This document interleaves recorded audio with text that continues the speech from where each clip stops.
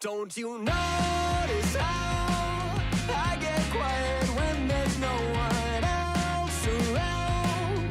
Me and you and awkward silence. Don't you dare look at me that way. I don't need reminders of how you don't feel the same. Oh, the burning pain. Listening to you harp on about some new soulmate. She's so perfect, blah, blah, blah. Oh, how I wish you'd wake up one day. Run to me, confess your love. At least just let me say that when I talk to you, won't you bed walks right through and shoots right through my heart.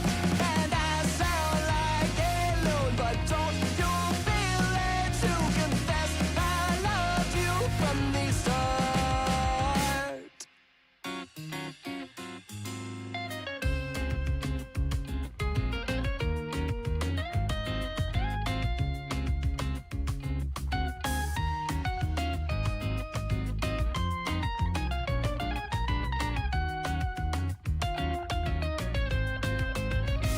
What's a girl to do?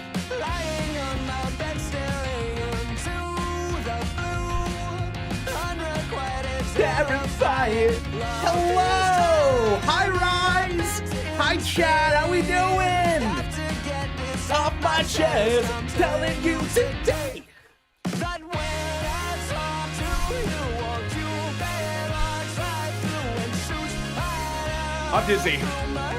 Oh, I'm dizzy. Hi, Rena! Hi! Ooh, I'm cold. I'm cold.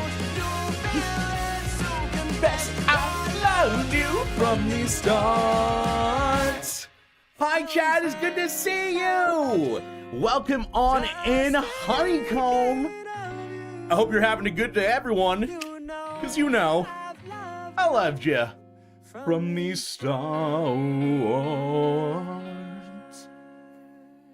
Yeah, I'm a musician. I can sing, sorta, and mostly flat. It's good to see you, everyone. Hello. I hope you're having a good day. I have been doing so much better.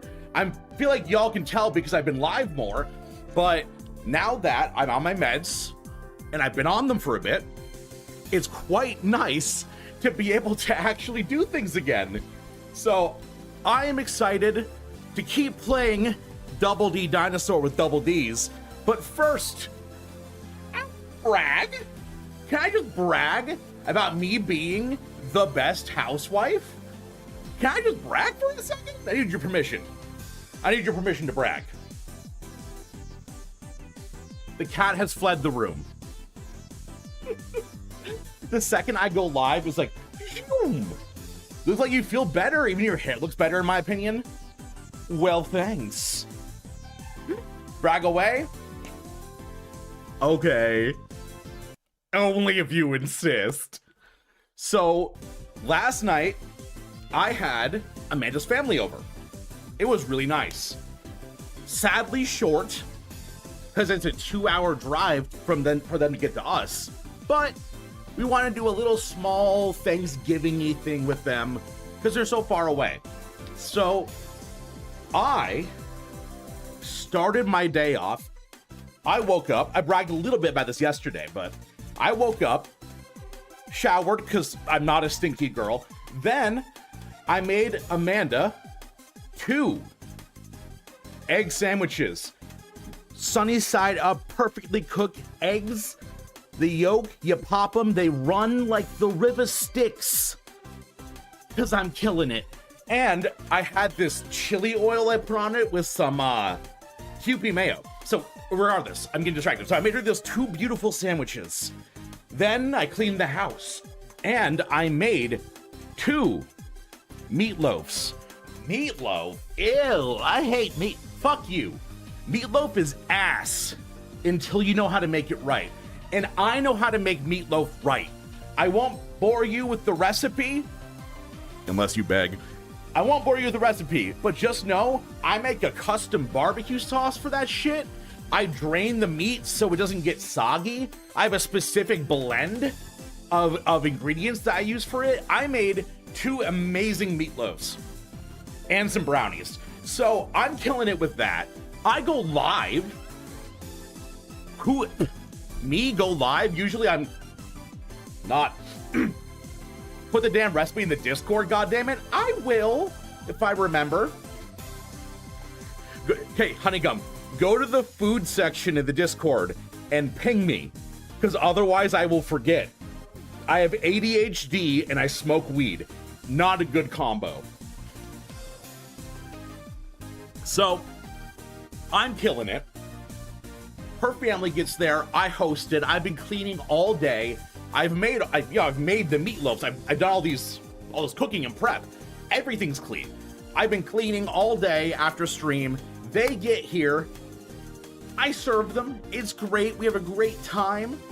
I clean up after as well, so the kitchen's tip-top shape.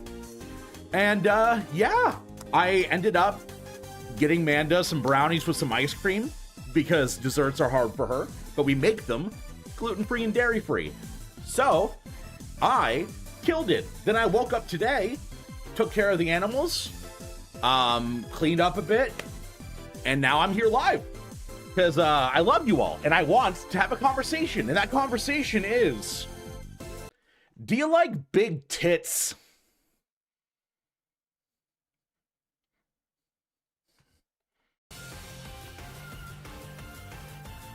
Because I do.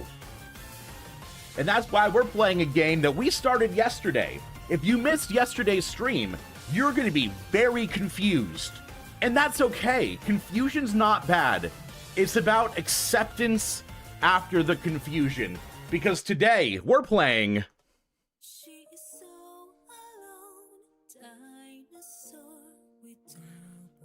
We are playing Double D Dinosaur with double Ds. That's right. Where my gooners at? In fact, oh no, you did miss yesterday, Honeycomb?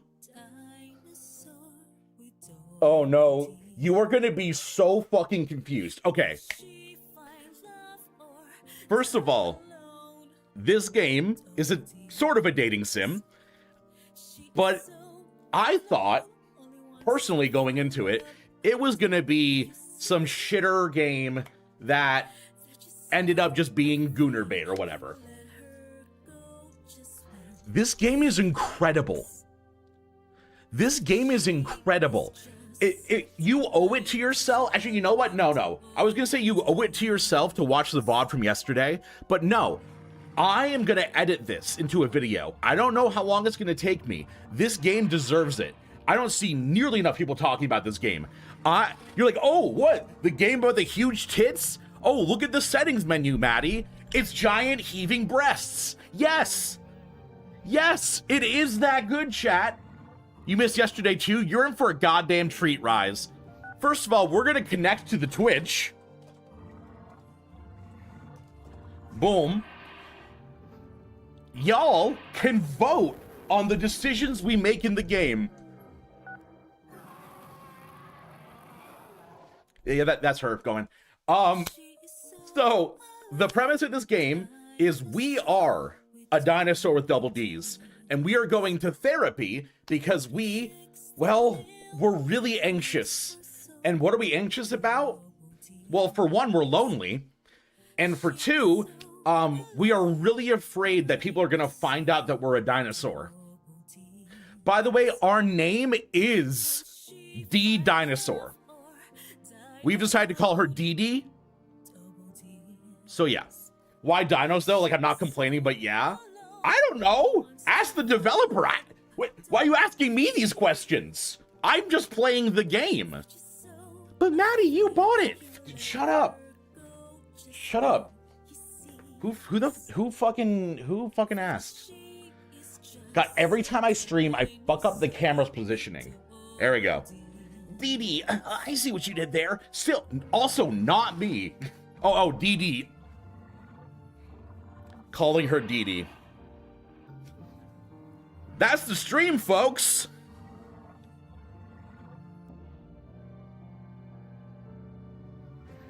No, hey, I eat my words. Sometimes I'm stupid, and that time was then, and this time is now, and we're starting the game.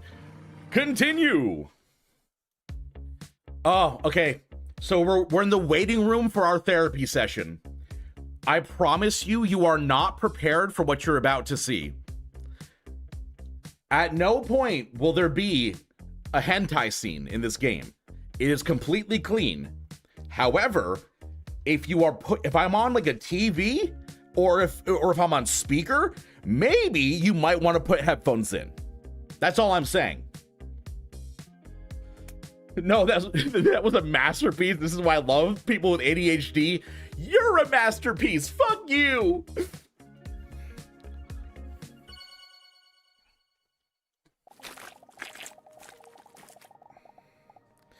In a hurry and with a lot of sloshing sounds, Dee Dee walks in while looking at the clock.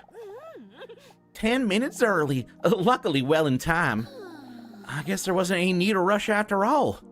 Whew. I'm so hot.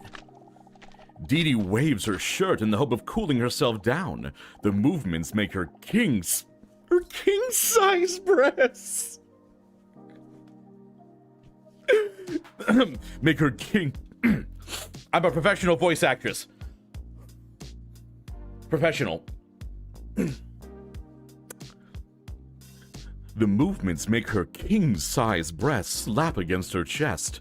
Nothing sexual, but it does happen, so...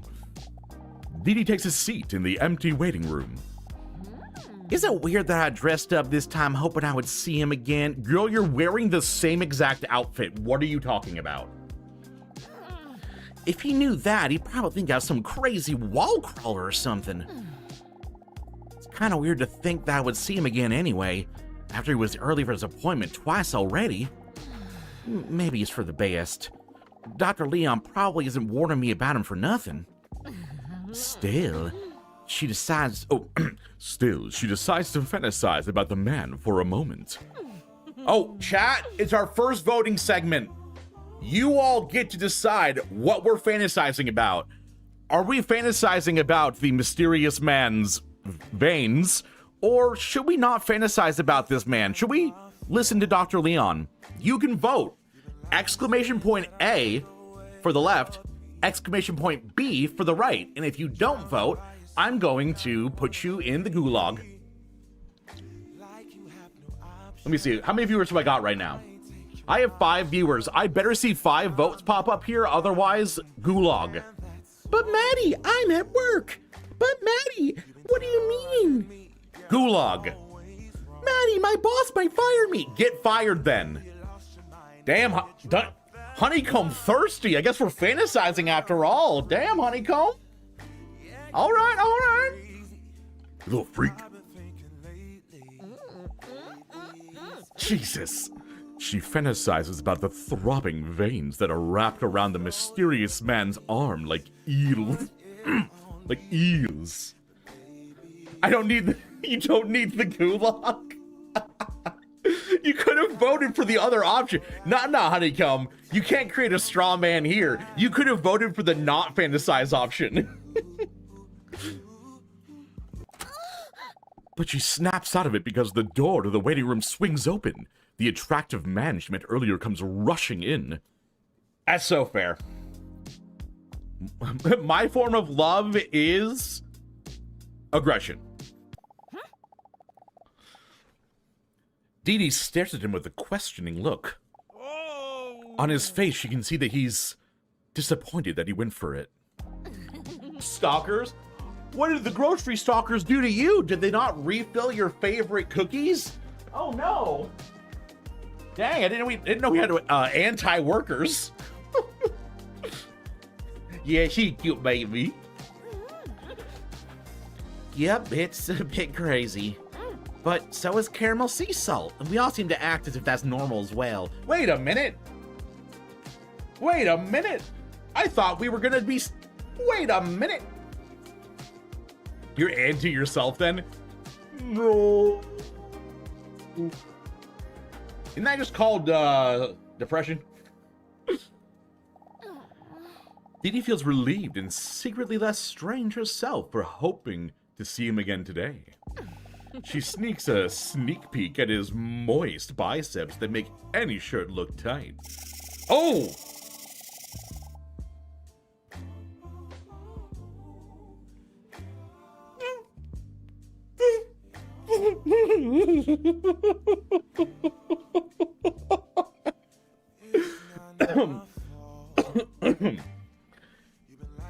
She lets her prehistoric snake tongue slip out a few times to catch some of the scent. Some reptiles smell with their tongues. Hey, what's your name anyway? He hesitates for a moment. My name is Hunk. You looked away for 2 seconds? Did you see? Did you see what happened? Please tell me. And honestly, I think Hunk fits you just fine. Am I actually flirting? I normally never do that. I appreciate the compliment. But to be honest, I don't like being that attractive.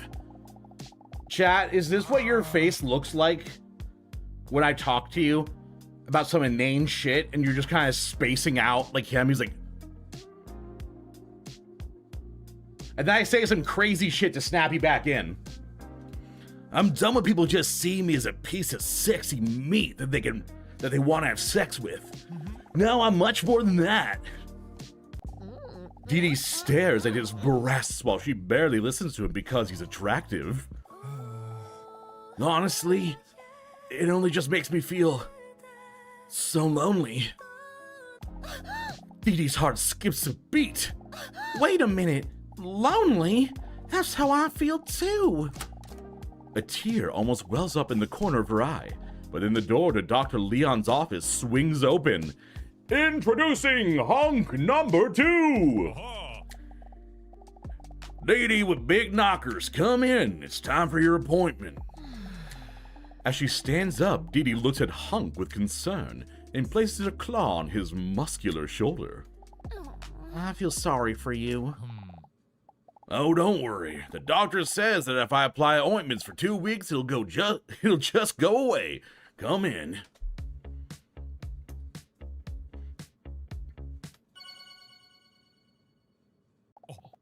Give me a moment. In the meantime, please, take a seat. Dr. Leon says while he is sitting at his desk intently looking through a book. Didi notices that he looks very intelligent doing it.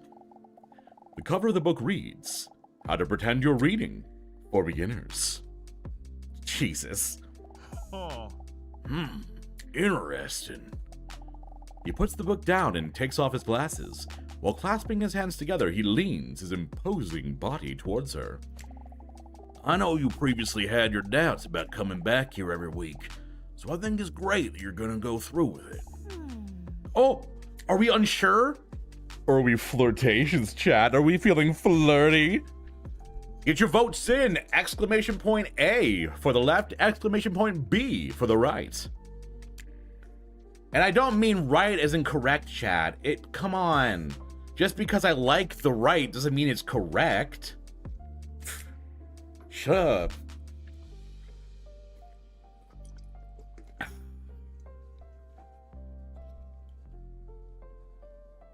You know what? Fuck it. I'm flirting.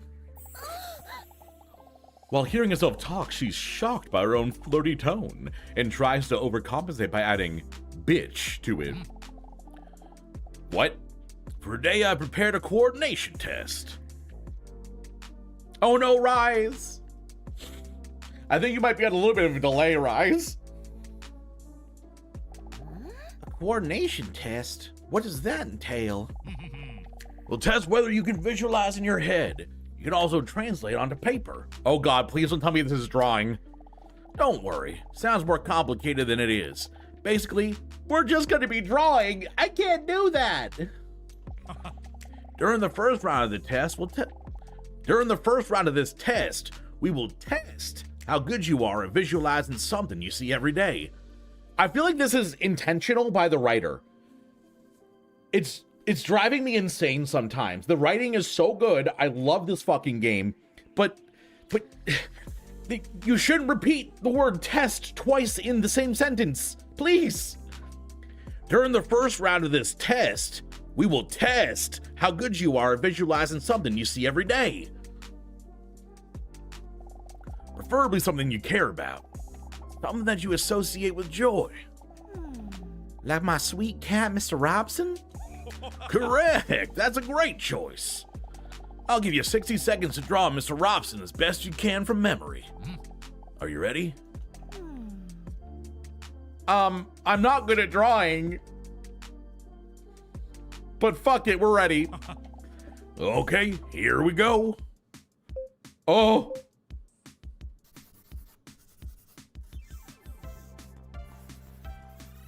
It's more of a bunny.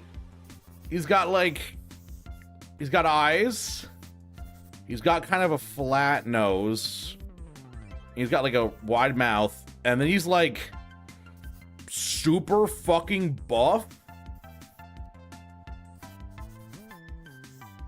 He's got little cat paws.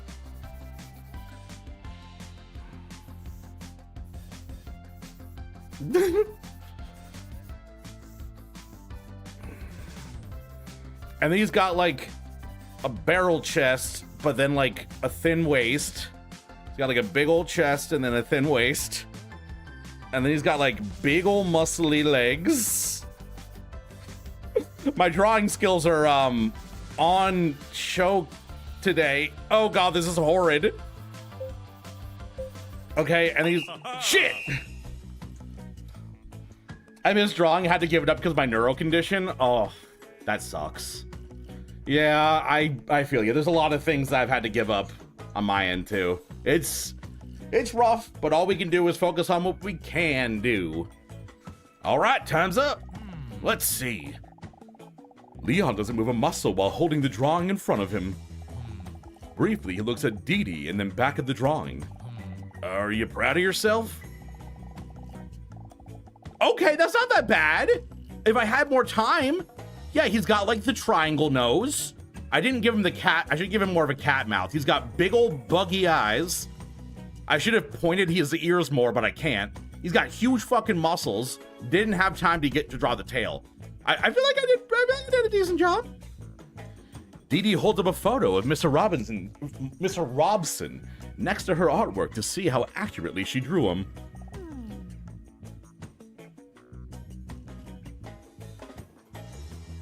I'm pretty proud of it.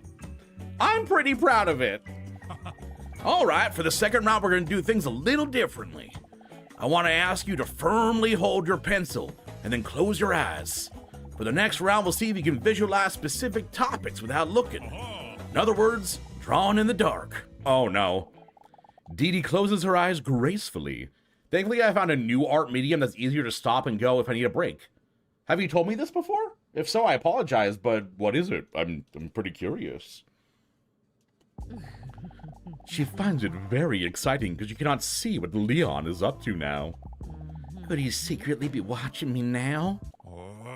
Meanwhile, Leon picks something out from under his nail and wonders what it is. Then he smells it and looks disgusted.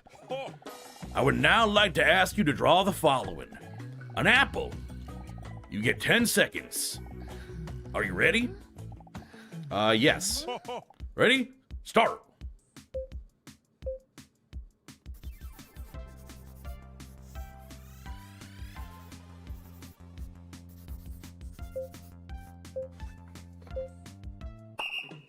Time's up. Let's see the result. You can now open your eyes. I feel like I did pretty good. I feel like I did pretty good there. Is my diamond art paintings. It's been a while since I posted my projects. Been working on stuff for the family. Well, I mean, hey, post a project. I would love to see. But I mean, that's a pretty decent apple. Well, it was with your eyes closed, I guess. Fuck you, Leon. Filled with pride, Dee Dee looks at her drawing and then confidently nods at Leon. All right, for the next round, we're going to make it just a little more difficult. During this round, I'd like to ask you to draw a clock in the dark, including all the numbers and the hands at 5 o'clock.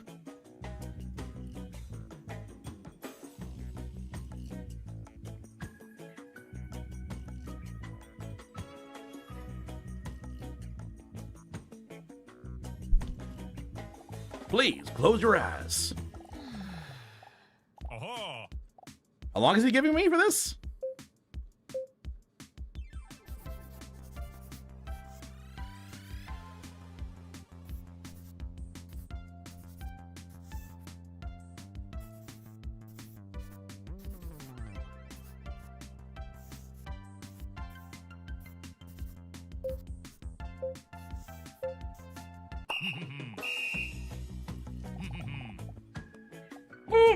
Oh, actually? Wait a minute. Am I the GOAT? That's pretty good. Drawing with my mouse? I got all the numbers in pretty much the right places, and I made it to 5. I think I might be the GOAT. Quite beautiful. For abstract art, Leon, you and I are gonna have a problem. Dee Dee looks at her drawing with satisfaction and wonders whether she might have bat powers because she functions so well in the dark. I'm pretty happy with that. We're almost done, but we're bumping up the difficulty just a little bit more. For this round, I'd like to ask you to draw a human face, including all features with your eyes closed. Full of unearned confidence, Dee Dee nods as she closes her eyes. Okay.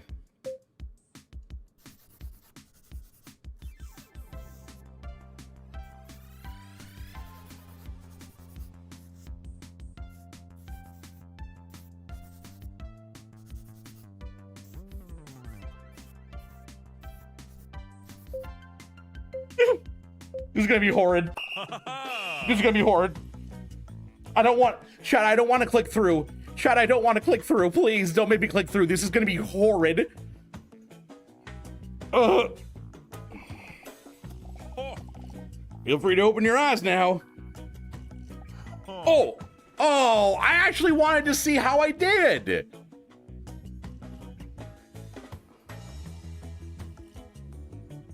I'm actually a little disappointed. I wanted to see how bad I did. I'm hoping this coming year to start selling my completed works. Hell fucking yeah. Hell fucking yeah, Rise. Start at like a farmer's market if you have any local to you too. Not bad, but you forgot the eyebrows. I actually did forget the eyebrows. That is fair. On my drawing, I did forget. All right, okay, it's time for the last round. Wait, are you really not gonna let me see what I drew?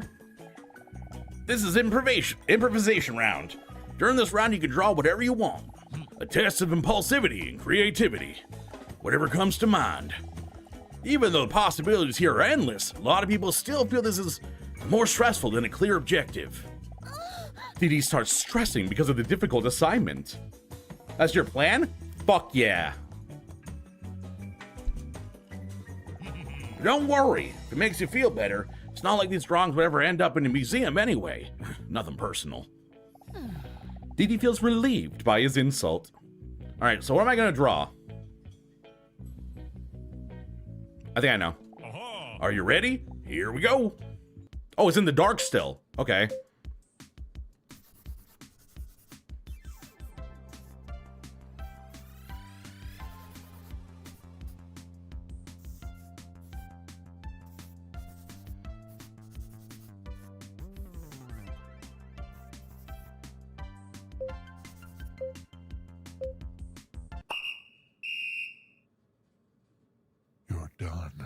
Oh! Leon whispers in her right ear. The micro ASMR session sends a wave of goosebumps all over Dee Dee's voluptuous body. It's like her goosebumps have goosebumps. Wait a minute. What have you done? Oh no! I drew on the table! Dee Dee opens her eyes.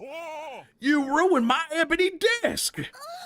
She feels guilty when she sees that she accidentally drew on the ebony desk.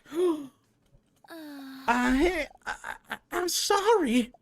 I couldn't see where I was drawing because my eyelids cover my eyeballs. Leon tries to wipe the arm. Leon, man, I am stumbling over my words today, chat.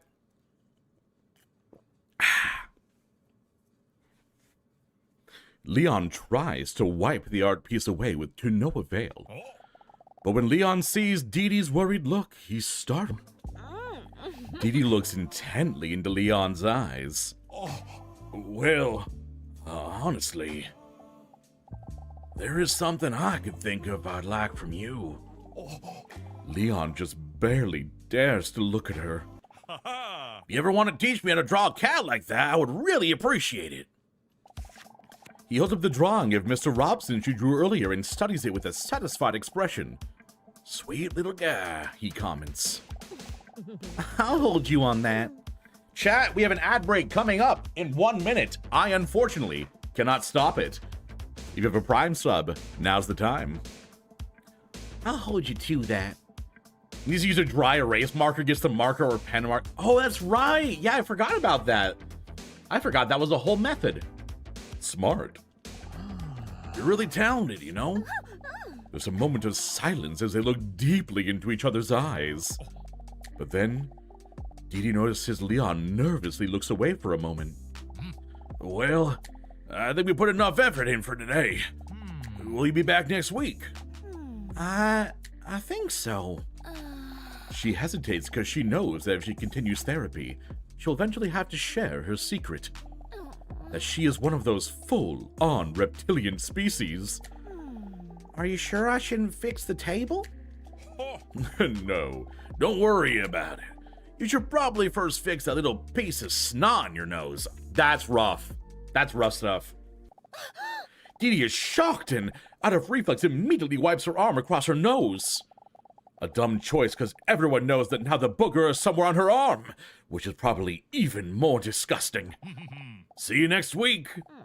For the rest of the day, Dee Dee wonders how long she had been walking around with a booger in her nose without anyone saying anything about it at all. Week 4, the bedroom. Actually, no, I wonder how long this game is.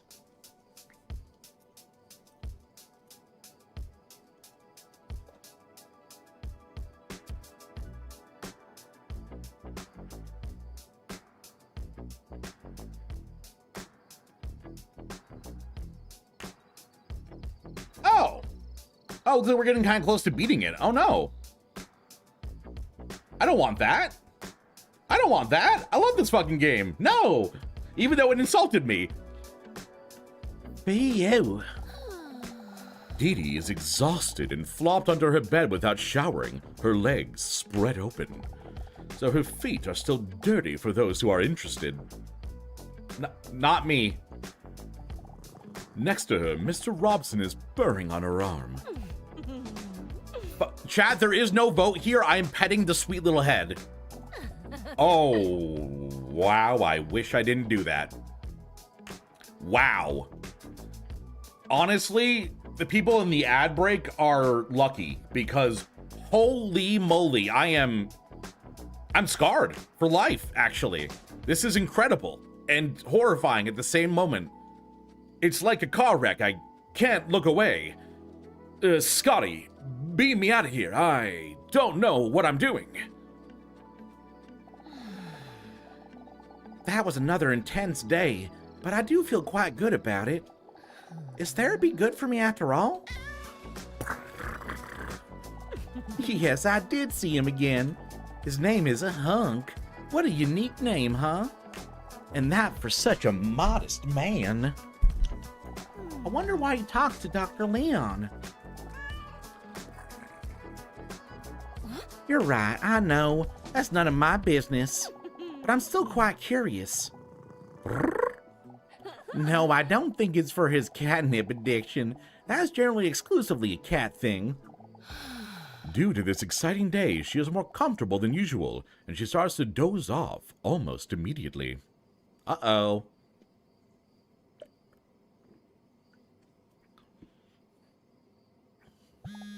Aw, shit! Her phone, which is super coincidentally placed between her legs, vibrates. No, not coincidentally! Dee Dee gets startled. Huh? Another message? Again? Are you ready to be honest? Huh? Stop messaging me! What do you find the most attractive characteristic in a potential partner? Okay, chat. What do we find the most attractive? Status, talent, confidence, or humor? For me, humor. I have these ones. Status, I mean, it's nice. Talent, I mean, that's pretty cool. Confidence, I feel like that comes with a lot of other things, but good choice. Humor also. Humor feels like if you ain't laughing with your partner, then what are you doing? What are you doing? Ah, welcome back those from the ad break. You may vote as well if you wish, but it looks like we're going with humor. She's startled again when she receives a message back almost immediately. One new message. She hesitates for a moment, but then opens the message anyway. Did you know that this is what most people think? Status 7.5, talent 9.5, confidence 25, humor 58.1. So we have been in the majority every single time, which means that we are a basic bitch, chat. I am sorry, that means we are basic. Huh? Is that true? She puts her phone on her bedside table and plops back down on her pillow with a serious look on her face. Who keeps sending me these kind of things? Whether it's a wrong number or not, Dee Dee can't deny that it's interesting to think about. I have to say that humor does remind me of Hunk. Maybe that's why I'm already secretly looking forward to the next week. I know. That might not be the best reason to go. But if it motivates me to go to therapy, it might still help me in the long run. Anyway, I can't deny that Leon has also piqued my interest. I know how it sounds. It's weird to say because I barely know him. Who do I like more? Well, that's hard to say. Oh shit! Chat? I think this might be one of the most important votes. If you are sitting there lurking, now is your time to let your voice be heard. Because we need to pick if we like Leon more or if we like Hunk more. Oh, wait a minute. I've gotten a notification in my Twitch dashboard. Are you telling me that I could get a sponsorship for Isekai Slow Life? Oh my gosh. Twitch, thank you so much for notifying me about a mobile game sponsorship. I'm good. I mean, for me, I think Leon, because Hunk is definitely a stalker. Hunk, I'm almost certain looked through our files. So I think on that note, I'm gonna go with Leon.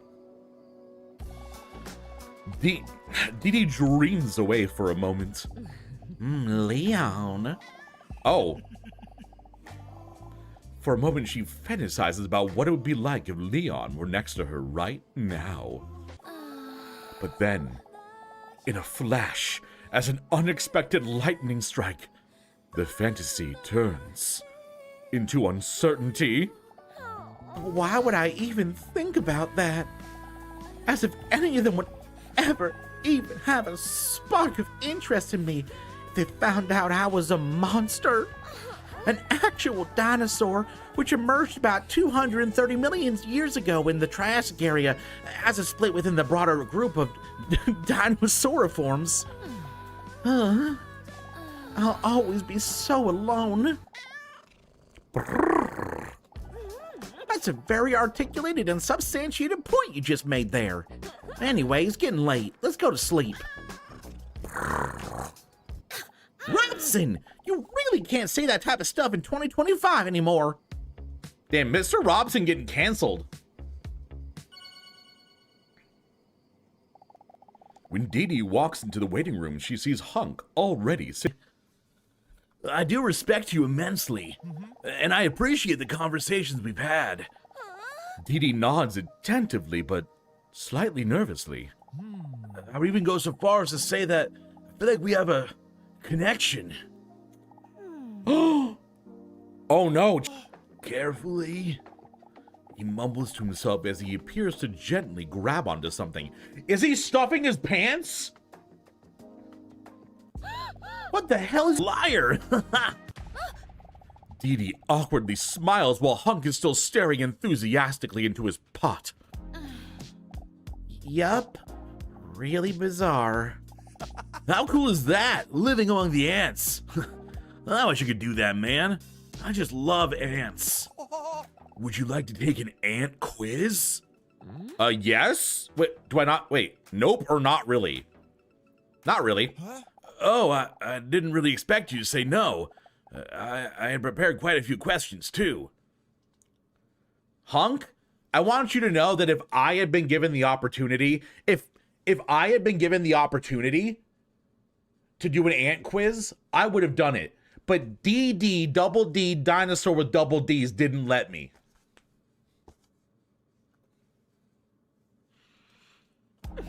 DD finds his passion and enthusiasm endearing. Hunk wants to slide the jar back into his jacket pocket. He's not wearing a jacket, but for some wacky reason, he misses and the glass jar slips out of his hands. The jar shatters on the ground with a loud clatter. Shocked, Hunk lets out a desperate cry. Oh, God, no! No, my life's work! Your life's work, Hunk. 10 ants? My life's work! Dee Dee is not that emotionally invested in the ants, so she doesn't really care that much. Hunk falls to his knees and desperately starts searching for his ants. Please, can you help me find the ants? Hunk looks at Dee Dee with bleeding eyes. Okay, don't be such a baby. They're just ants, or I better not to reach. I better not to reach. I don't know if the R is rolled, but I better not to reach. We're gonna go with that. I better not to reach.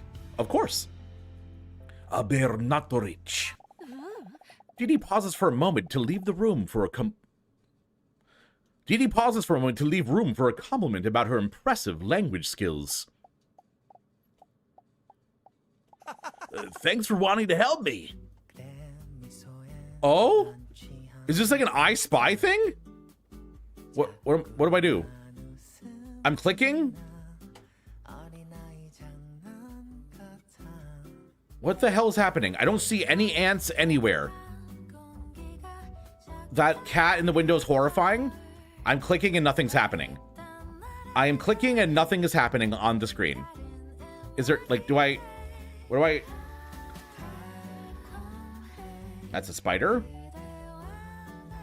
Am I stupid? I see nothing to click. I'm...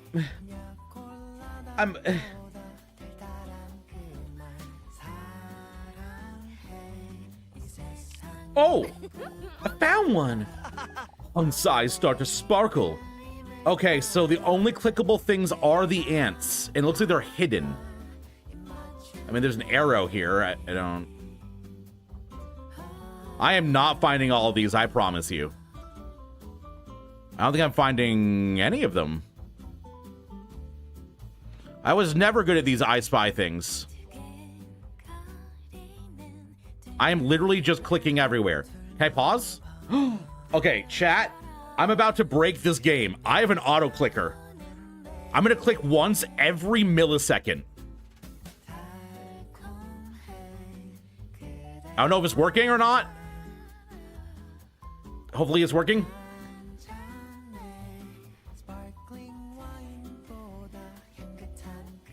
Okay, I'm auto-clicking everything, and I can't find any more ants. Oh no. Well, this isn't good. Whoa, I found another one. I don't think the auto-clicker's working. Oh no, it's working. Nice job. And that's number 3. Shut the fuck up. Okay, I literally cannot tell if the auto clicker is working or not on this.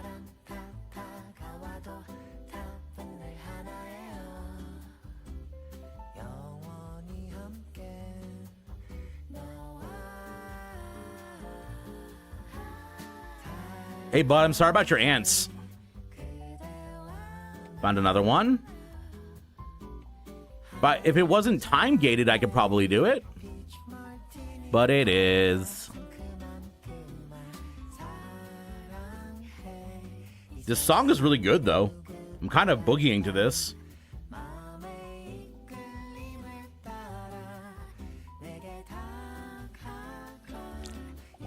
I clicked that before. The waiting room does look a lot different from this angle, don't you think? I don't think my auto clicker is working, so I'm turning it off.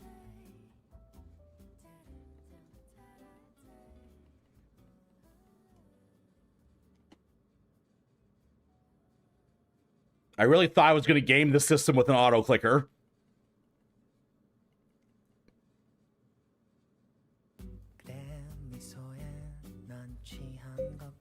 I know, I'm sorry, I couldn't find all your ants. Open. Salamander with big tits. It's time for your appointment. Oh, I gotta go. Will I see you again next week? Depends, as long as you don't lose your vision in the meantime. Acute blindness is a real thing. Anyway, come on in.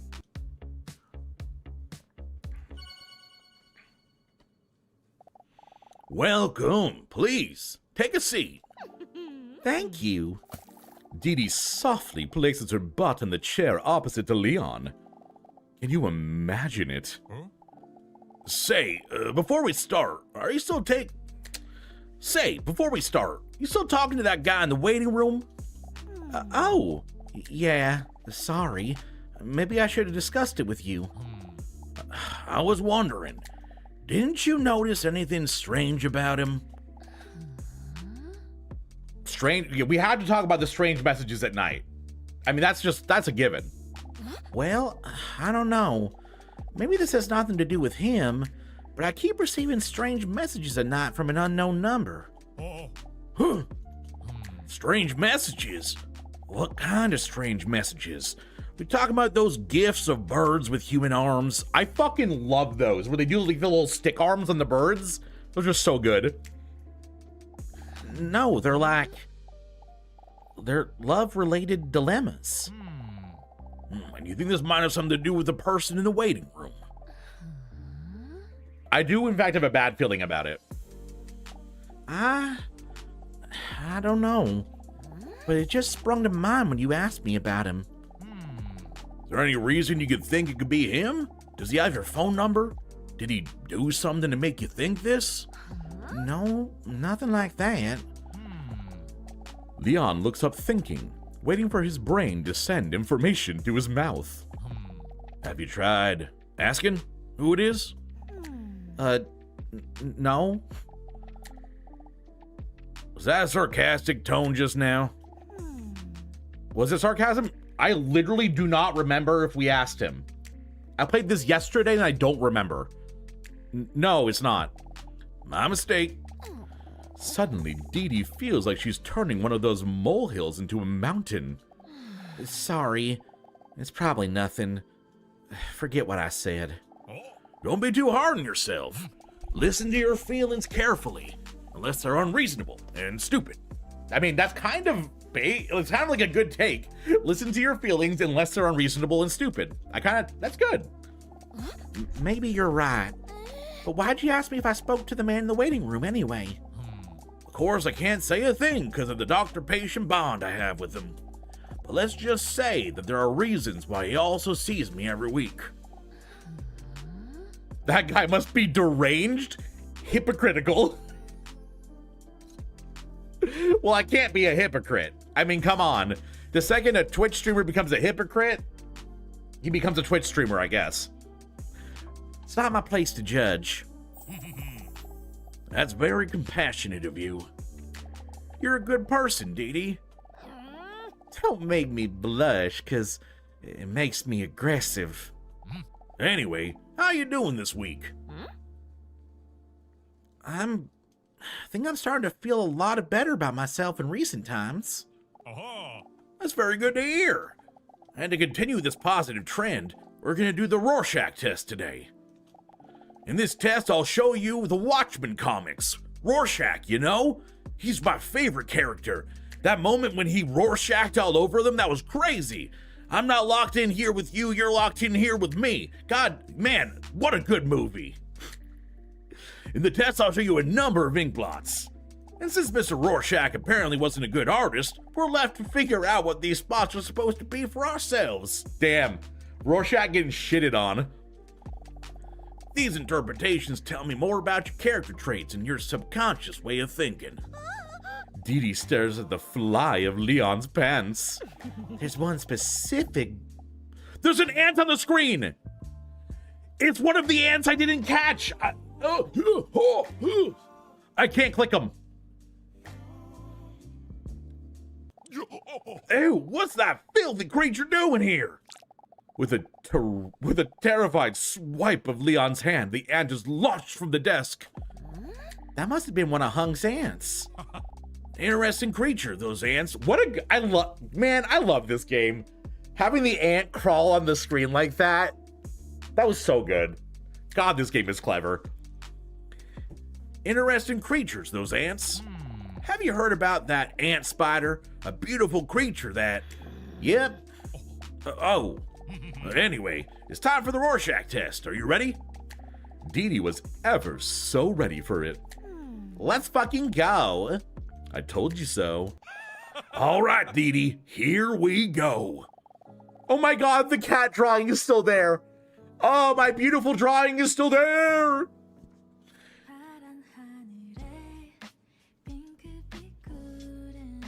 Shit, what's this music?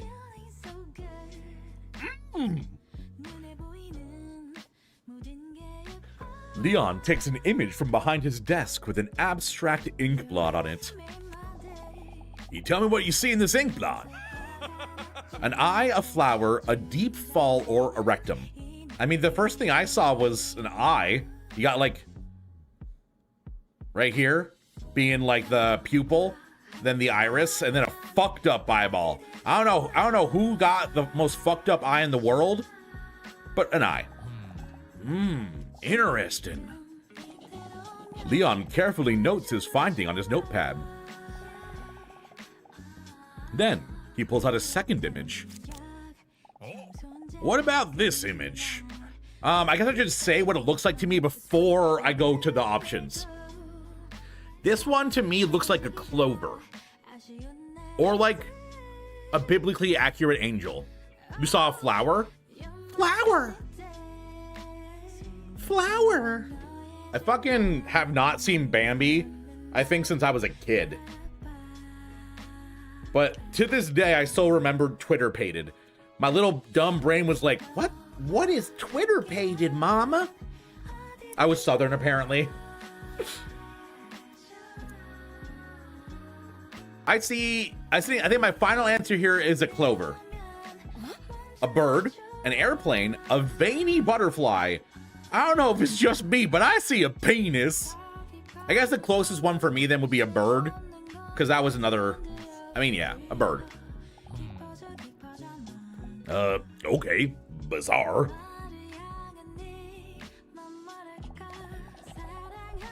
Again, Leon scribbles his findings on his papers.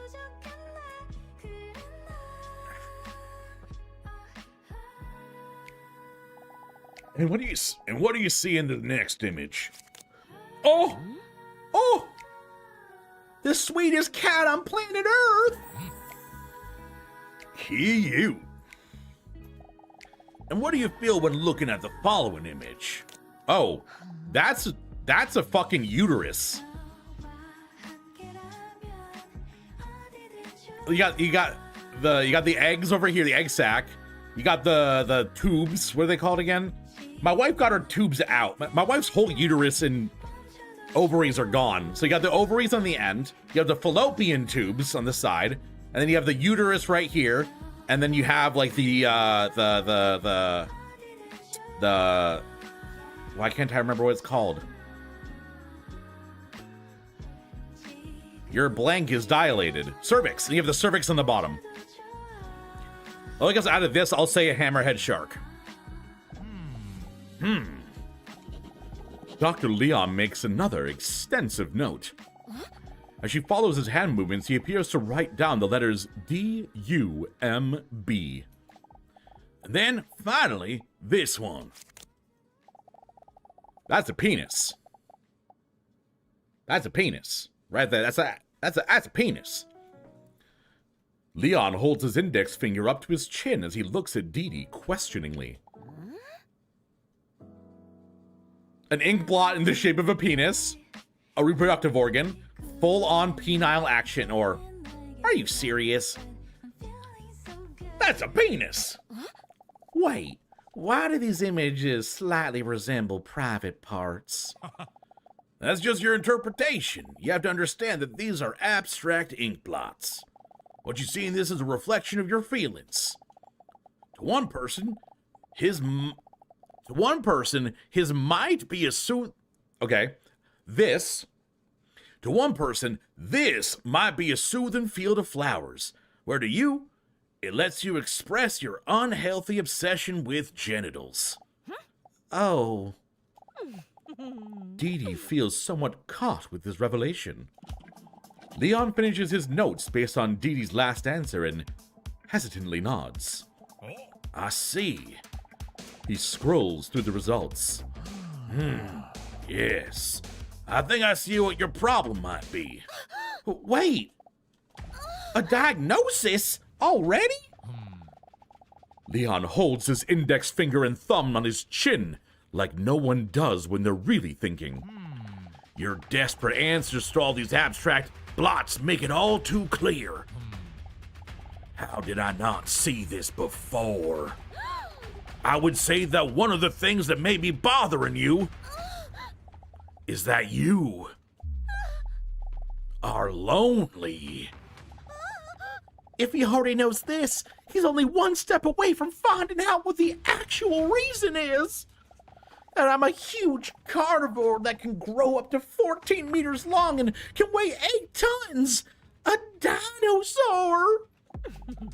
Dee Dee feels caught red-handed and starts blushing. Do you agree with this? Yup, bitch is lonely. Studies show that social interactions and partnership are among the basic human needs for many. I love how the basic human, but human is pulsing. Maybe that's something to think about. Okay, Leon, I'll think about it. In bed tonight, naked. Leon starts blushing. Dee Dee surprises herself and doesn't know where she got the goddamn nerve from to act like this today. God, this game is so good, but please proofread. Dee Dee surprises herself and doesn't know where she got the goddamn nerve to act like this today. I'll think about it very long and very slowly, 'cause of my walnut-sized brain. Leon's breathing speeds up. There's another fucking ant on the screen! I'm hiding it. No, I'm not hiding it. It's right here. Look at it.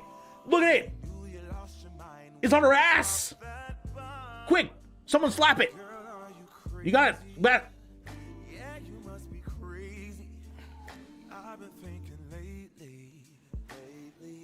Leon's breathing speeds up as she talks to his ear. Dee Dee is so close to him now that she can see his goosebumps appear. Ew, where do those filthy animals come from? My apologies, this is no way to present my office. I'm gonna clean it right away. See you next week. Dang it, we got cucked by ants. Damn it. While she is patting dry some of her erogenous zones, Dee Dee steps out of the bathroom contentedly. She feels a lot more relieved after today. Hunk shared something with me he never dared to share with anyone else. His ant collection. The way he opened up to me gives me hope that one day I might be able to do the same. Also, Leon has already found out how I feel lonely, Do I really come across that desperate? Yes. Yes. Yes. Yes. Yes. Also, Leanne, yes. Do I really come? Yes. Across that desperate? Yes. Desperate? Or is he just bringing this out in me? As she slips into her slightly see-through nightgown, she sees Mr. Robson already sleeping in his iconic ball shape. As she prepares to carefully lie down next to him, she sees her phone screen light up because a message has just come in. What a mood breaker. She already knows what's coming next. This must be one of those disturbing messages again. On her phone, she sees a message from the mysterious number with a question. Straight to the point, eh? Do you believe you can sense when something bad is about to happen? The question gives her an anxious feeling in her gut. I do. I have what my therapist calls hypervigilance.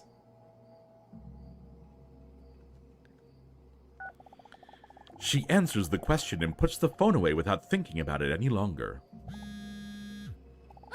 She's startled by the vibration of the incoming message. Irritated, she puts her phone on silent mode, but still catches the glimpse of the message. Did you know this is what other people think? 63% versus 36.7. Why am I so basic? Just leave me alone already. She catches herself saying this out loud by accident. But luckily, Mr. Robson doesn't respond. The corners of her mouth curl up as she sees it. Center yourself, Maddie.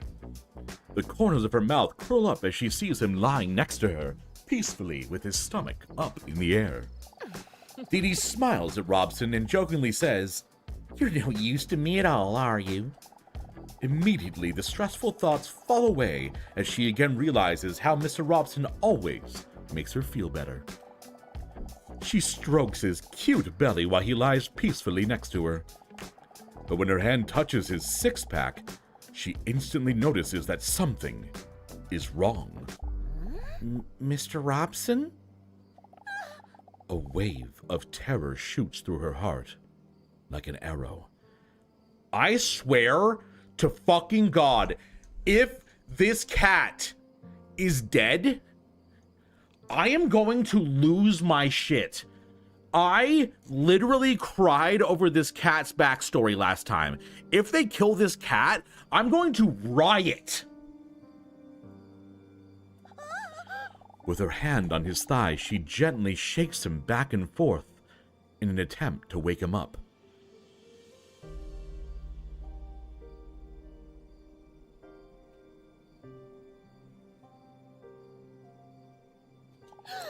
This is the first time he doesn't purr when she touches him. Mr. Robson? The tone in her voice sounds concerned. Is something wrong? Let me help you. But it's already too late. His muscles have already relaxed, and his body has already cooled down. Not blinking, Dee Dee stares at Mr. Robson, refusing to believe this is actually happening. Mr. Robson, no! Tears well up in her eyes as she desperately tries to come up with a solution that does not exist. She tries to wake him one last time, but no avail. Robson! A stream of tears run down her face. And her nipples. Sorry, I know it sounds inappropriate in this context, but that's just what's happening. When she carefully lifts him up and hugs him tightly, she sees a letter where he was just lying. Her hands are shaking while she picks up the letter as she tries to wipe her tears from her eyes with her wrist. I am so angry right now. How dare they give me this beautiful backstory for this cat that literally made me cry and then kill him? Man, I didn't need this.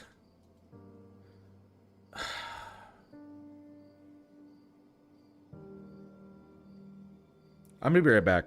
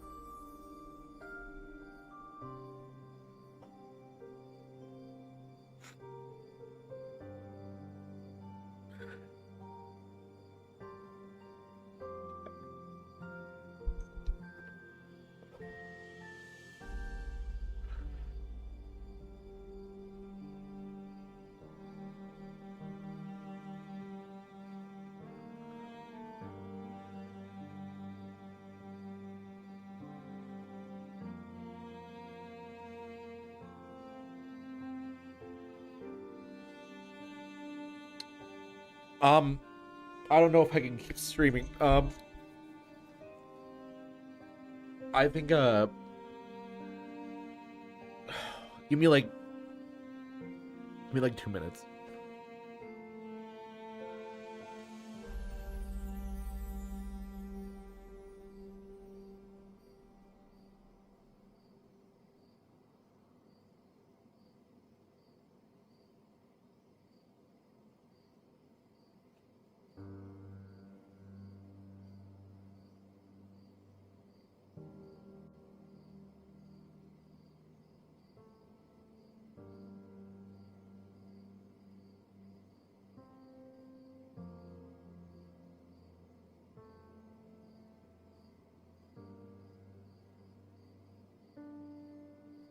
Um, I'm gonna...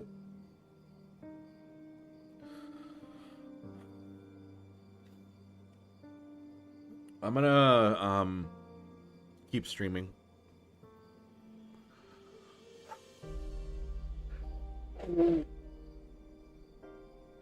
I'm sorry, chap. I try not to let my personal life affect me on stream, so I'm sorry.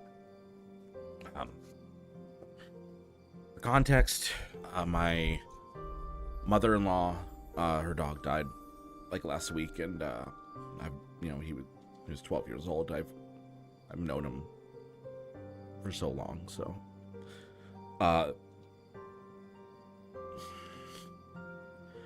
this just hit me a little hard. I apologize.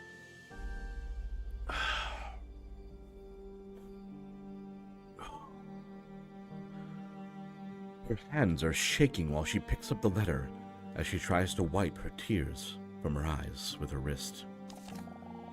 The letter was written by Robson and addressed to her. Lieber Dinosaurier, wenn Sie dies lesen, bin ich leider nicht mehr am Leben. He is German, apparently. Dear Didi, if you're reading this, unfortunately, I am no longer alive. Although we preferred never to think about it, we both knew that this adventure called life would one day come to an end. And I'm glad that in my case, this was largely by your side. I know that you're afraid of being alone, and that this will be difficult for you. But believe me when I say that I will always be with you. Hi, Belle. Come here. Pop.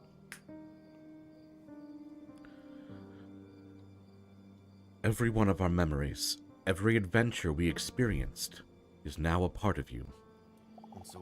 In this way, I will always be a part of you as well. As I write this, realizing how cute that must look, I wonder if cats go to heaven. Probably not, because I once played with the pigeon until it was dead. I didn't even eat it. Realize that. I just did it for fun. Anyway, I want you to know that I'm proud of you. You're afraid you're a monster, but when you were the only one who always treated me with love. You're afraid of how people would react to you if they really got to know you, when this really should be their greatest honor. You're afraid that your pants are too tight, while it would only make me see you. What? You're afraid that your pants are too tight, while it would only make me see your anal lips better. What? Didi, I hope that even a few of those words can bring you just an ounce of extra happiness, because if there was someone who deserves it, it's you. I will wait for you until our paths cross again. Except, if someone makes a sound in the afterlife, then I might rub my sweet face against his shin and will maybe follow him. I love you because I am very sweet. Farewell, Mr. Robson.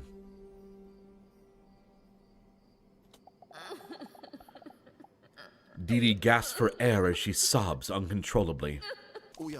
P.S. Oh yeah, and just in case the rumor is true that you poop when you die, I put a $50 bill in this envelope so you can get some new sheets. Sorry about that, in advance. There is no $50 bill in the envelope. A tear falls into the letter, right after the word farewell, as if there were a full stop that ends the letter. Even when he wrote his farewell note, he only thought about me. He was so sweet. Dee Dee struggles to realize what's happening as she plants a kiss on his little cat face. A storm of panic and thoughts rush through her head. They all flow chaotically through one another, in all directions, all with only one conclusion. What do I do now? It's all too much for her. She can't control the flow of tears. This moment is even more sad than when Leonardo went under in the Titanic. The overwhelming feeling of sadness physically hurts her as she cries. She gently presses Mr.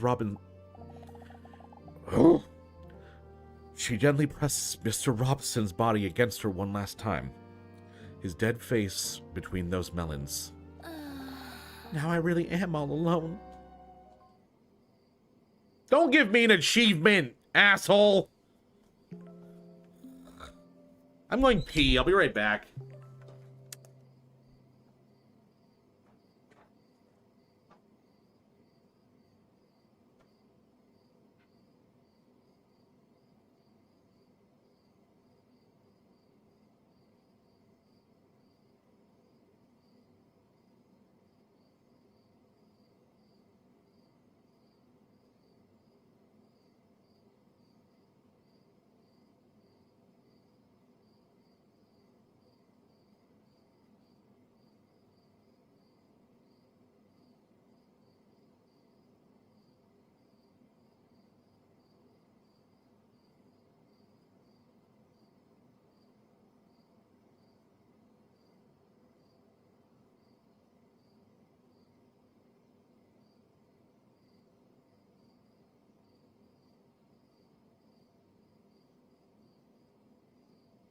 I'm back. I'm back.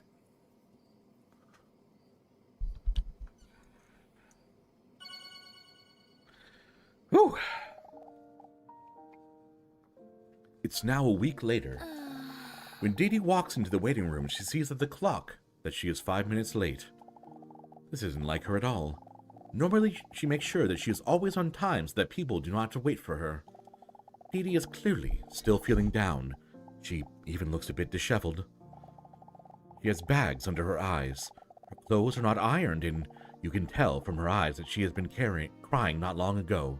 Don't worry, she is still sexually attractive. I'm too sad for the comedy of this game. I am trying to get back into it. I'm trying to get back into the comedy. All right.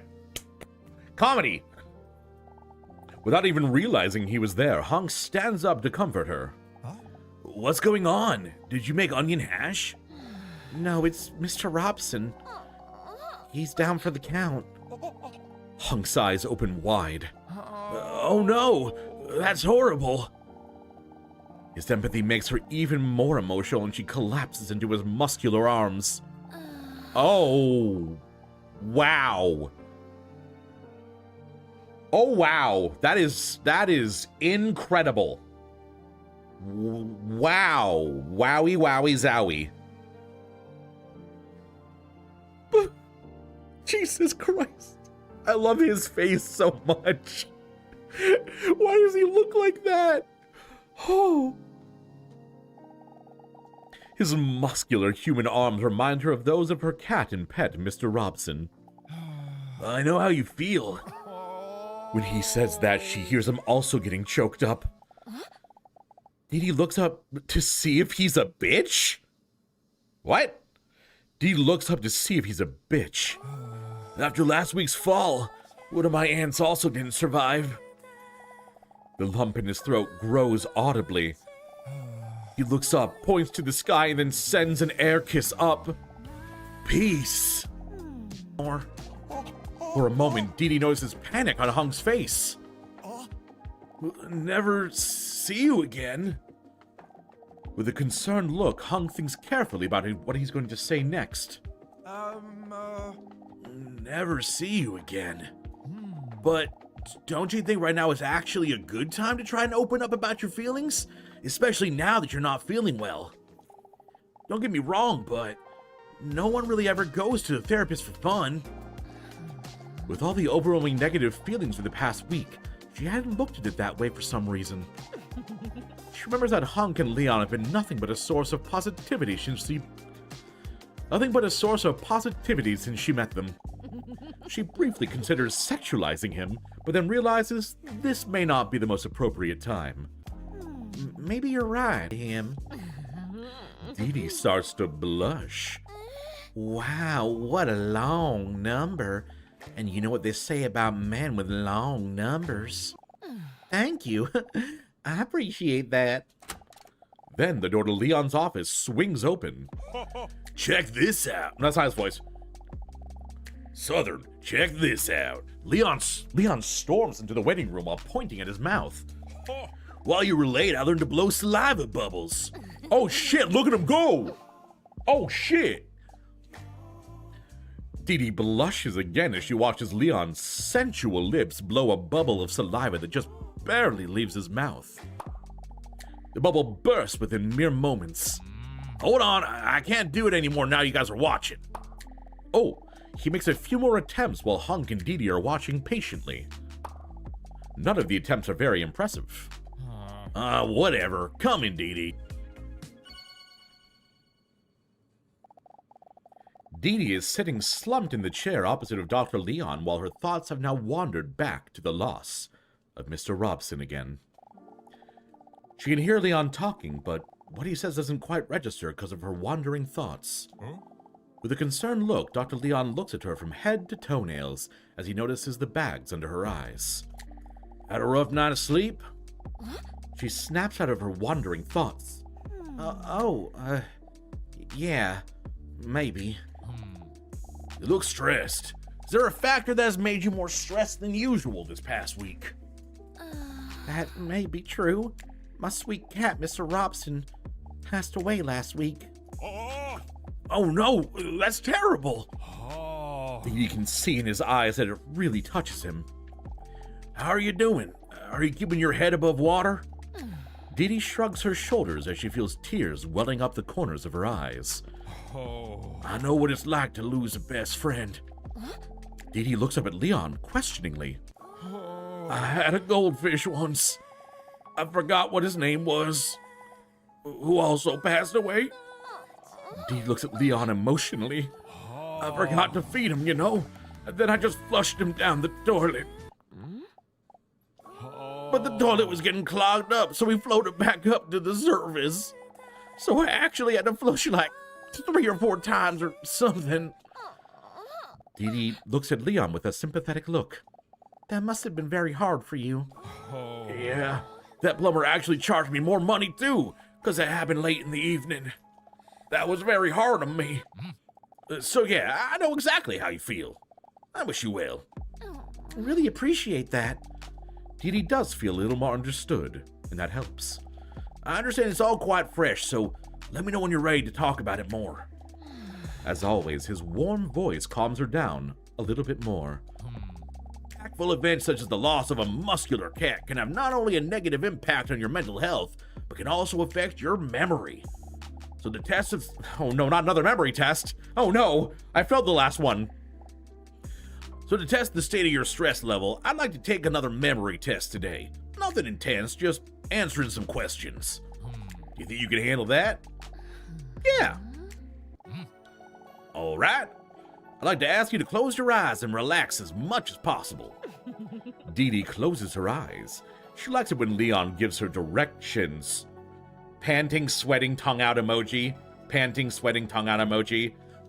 Panting, sweating, tongue out emoji. Now I'm gonna ask you some questions that'll make you feel stupid if you get them wrong, okay? Okay. Before we start, I'd like to ask you to remember the following number, 1983. Open up a note. New note. 1983. Hey, bud, I got it memorized. Easy peasy. Got it memorized. Just like Axel. Now, let's start. We'll start with an easy question. Do you remember the following? What is the color of my iconic tie? You don't wear a tie. That's right! I find those things a bit too suffocating myself. He says as he nearly burst out of the tightest shirt ever. Time for the second question. How many chairs are there in the waiting room? I think there's 4, right?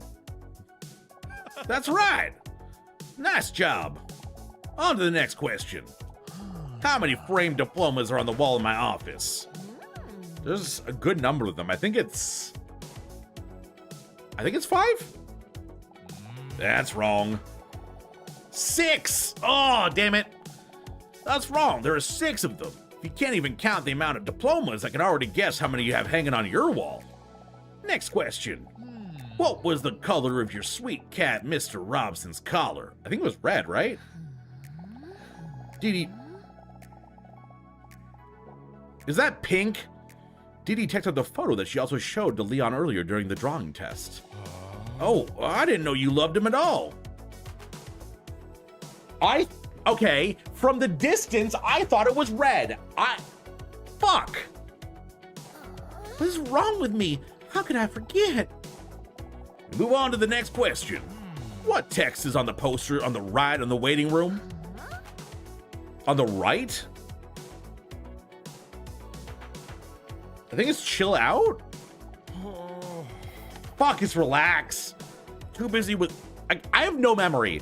Too busy with other things in the waiting room, huh? Wait, is he jealous? Whatever. Time for the next question. How many weeks have you been coming here now? This is the 7th week, right? No. The correct answer is 6 weeks. Isn't this the 7th? What? Isn't this week 7, unless he's not counting this week? Time for the next question. What is not in the waiting room?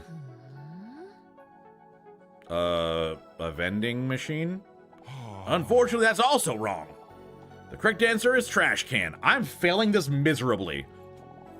Next question. What color is the band in your hair? Black, right? No. It's red. That's right! By the way, I definitely didn't look over to my other monitor at the Steam to see what color her headband was. Definitely didn't. I'm starting to think you're just improvising these questions. Next question. What's the first thing you ever said to me? It was Wait, you remember? I thought I was the only one who thought that was a special moment. Of course I still remember. They lock eyes for a moment, slowing down time. The next question. What's on the necklace of the man in the waiting room? It's a... Is it me? That's not correct. It's we. Maybe it's a good thing you kept your distance. But actually, Dee Dee just never noticed Hunk's chain because of his short, hot pants. Next question. What color are my eyes? Are they like brown?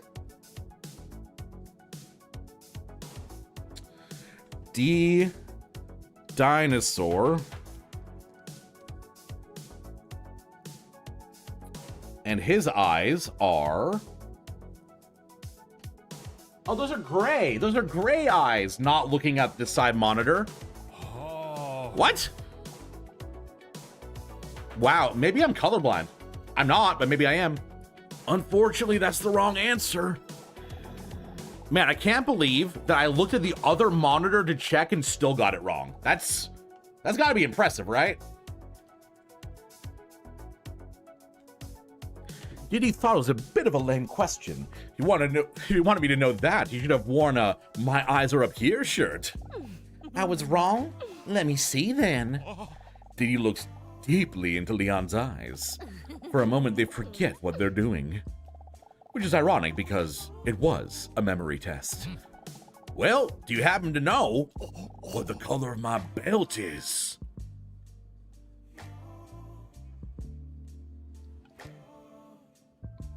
Color of his belt.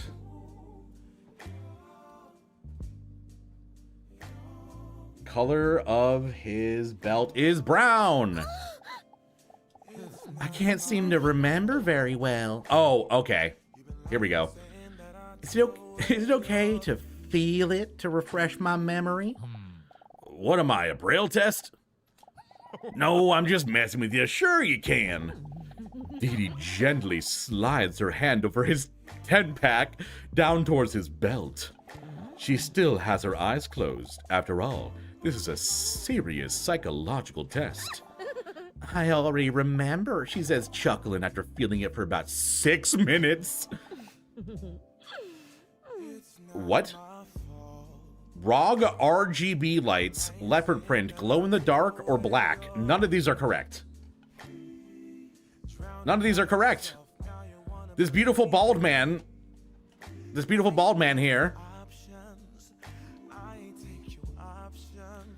bald man here is showing me this is a brown belt. Okay, didn't like that. I'm gonna say glow in the dark. Dee deliberately gives the wrong answer. Oopsie, maybe I should just feel it again then.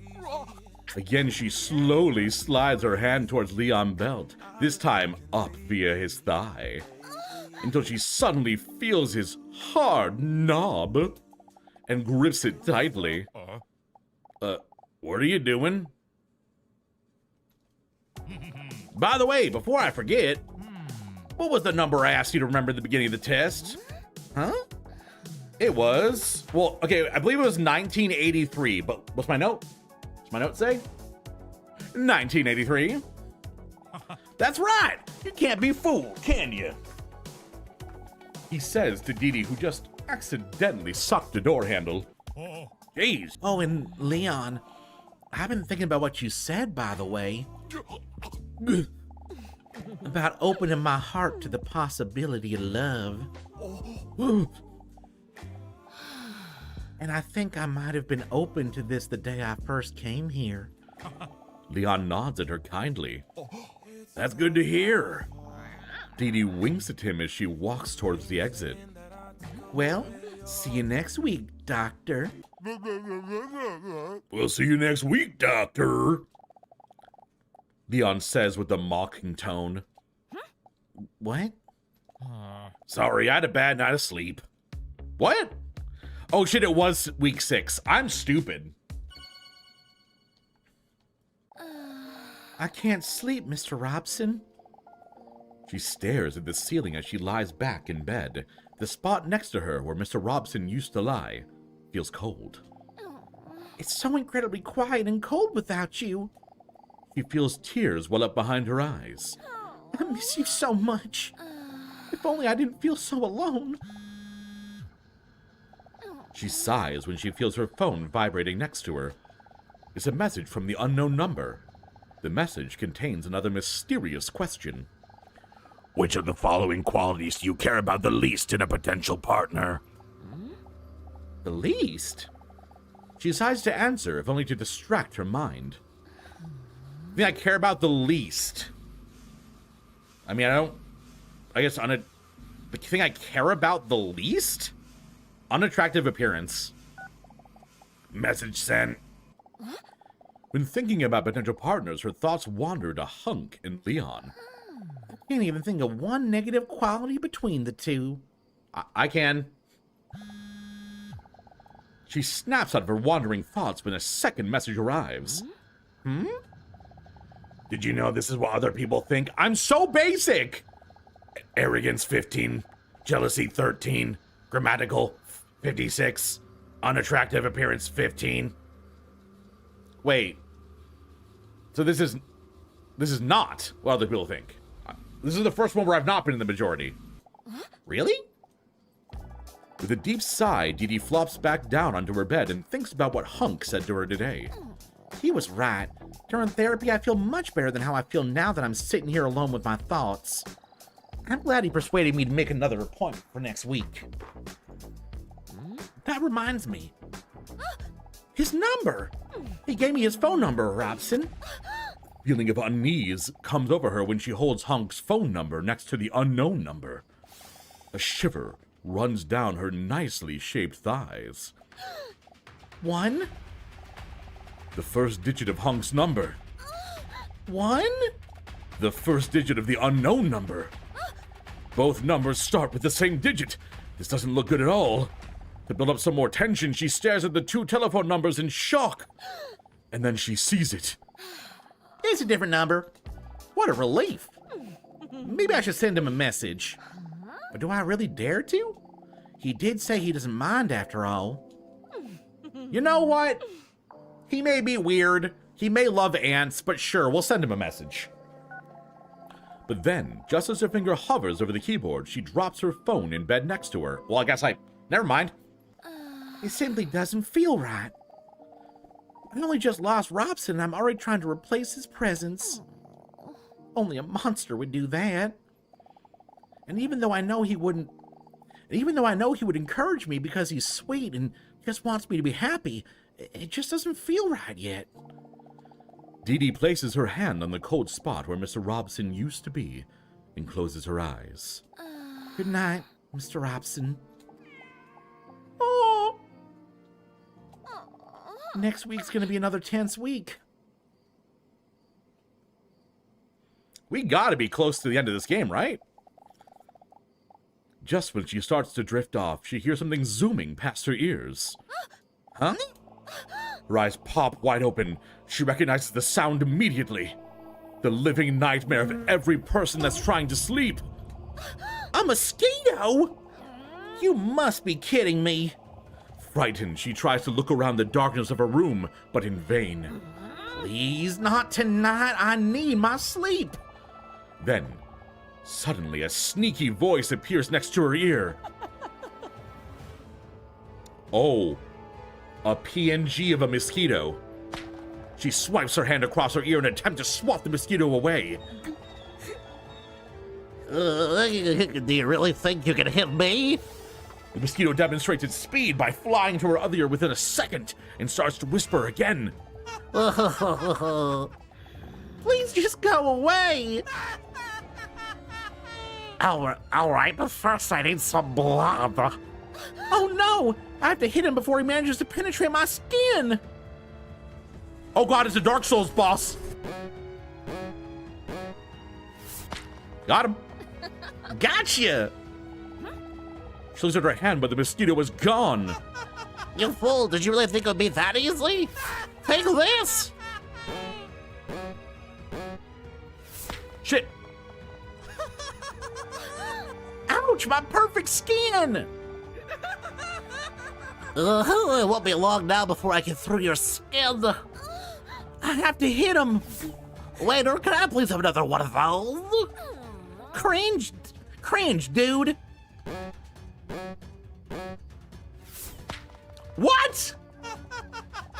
I missed. No, he's simply too fast. Dee Dee gets a little lightheaded due to the blood loss. Focus, Dee Dee. I need to hit him as he flies past. But chat, I don't have working hands. Got him. Hit. Oh, how are you doing this? In shock, the mosquito wipes away some blood from the corners of its mouth and then starts to collect himself again. Oh, it seems like I'll have to move even faster. I lose. Huh?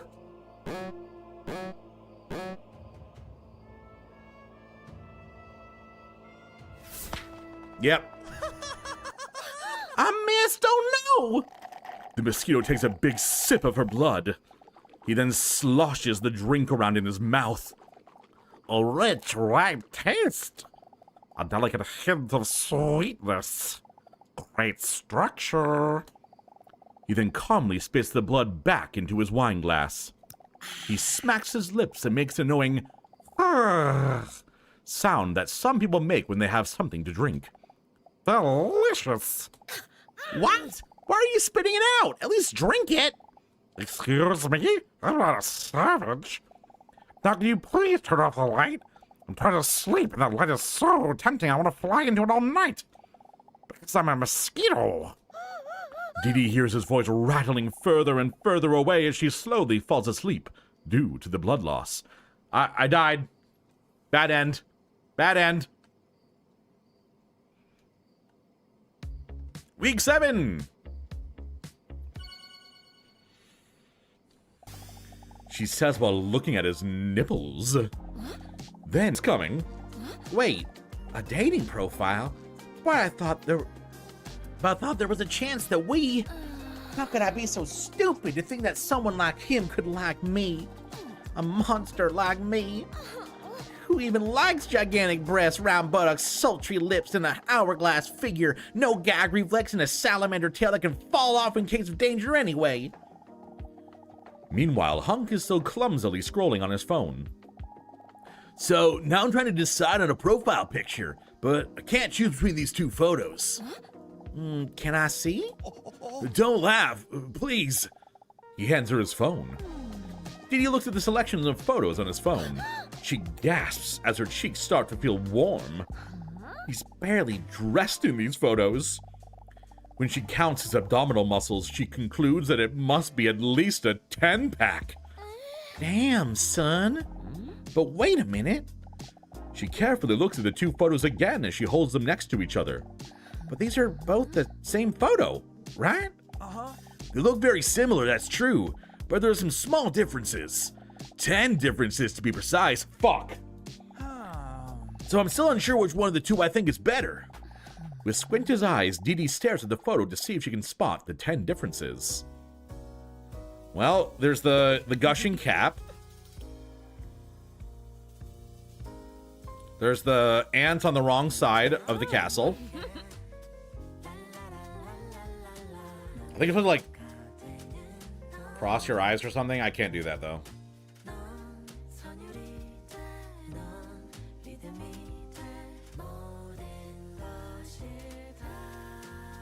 He said there's 10 differences, right?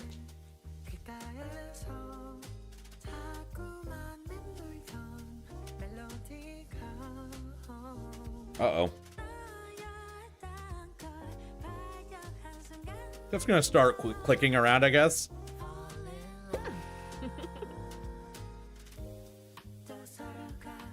Keep looking as well, but I'm just gonna start clicking just in case. Oh, the shark fin's the wrong way.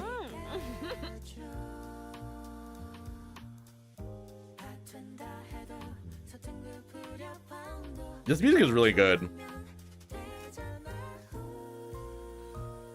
Oh. Oh, wait, that is still there on the both of them. Shit.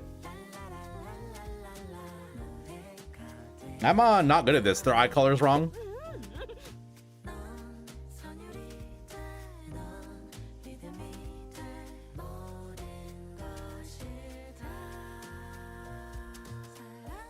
Oh god, I'm so bad at this. Oh no.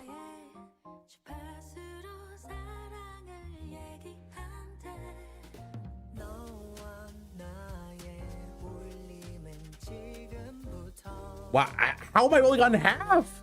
Oh god!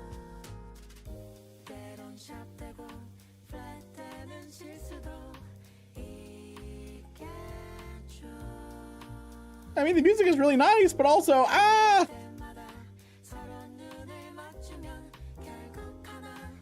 that's all I got.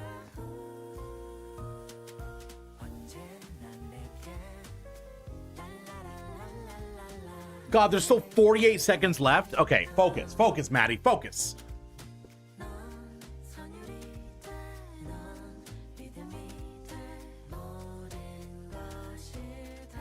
Wait, is his dick bigger in this one? Yep.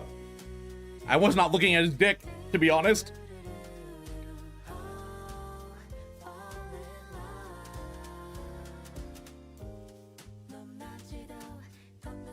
That means he's faking his dick size. Wait a minute. You got a fluffer. I don't think so. 1, 2, 3, 4, 5, 6. 6 same amount of sun rays.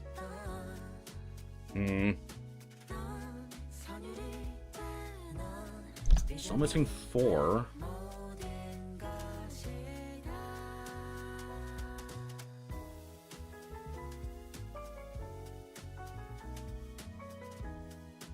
Also, he's faking his eye color, which is kind of crazy.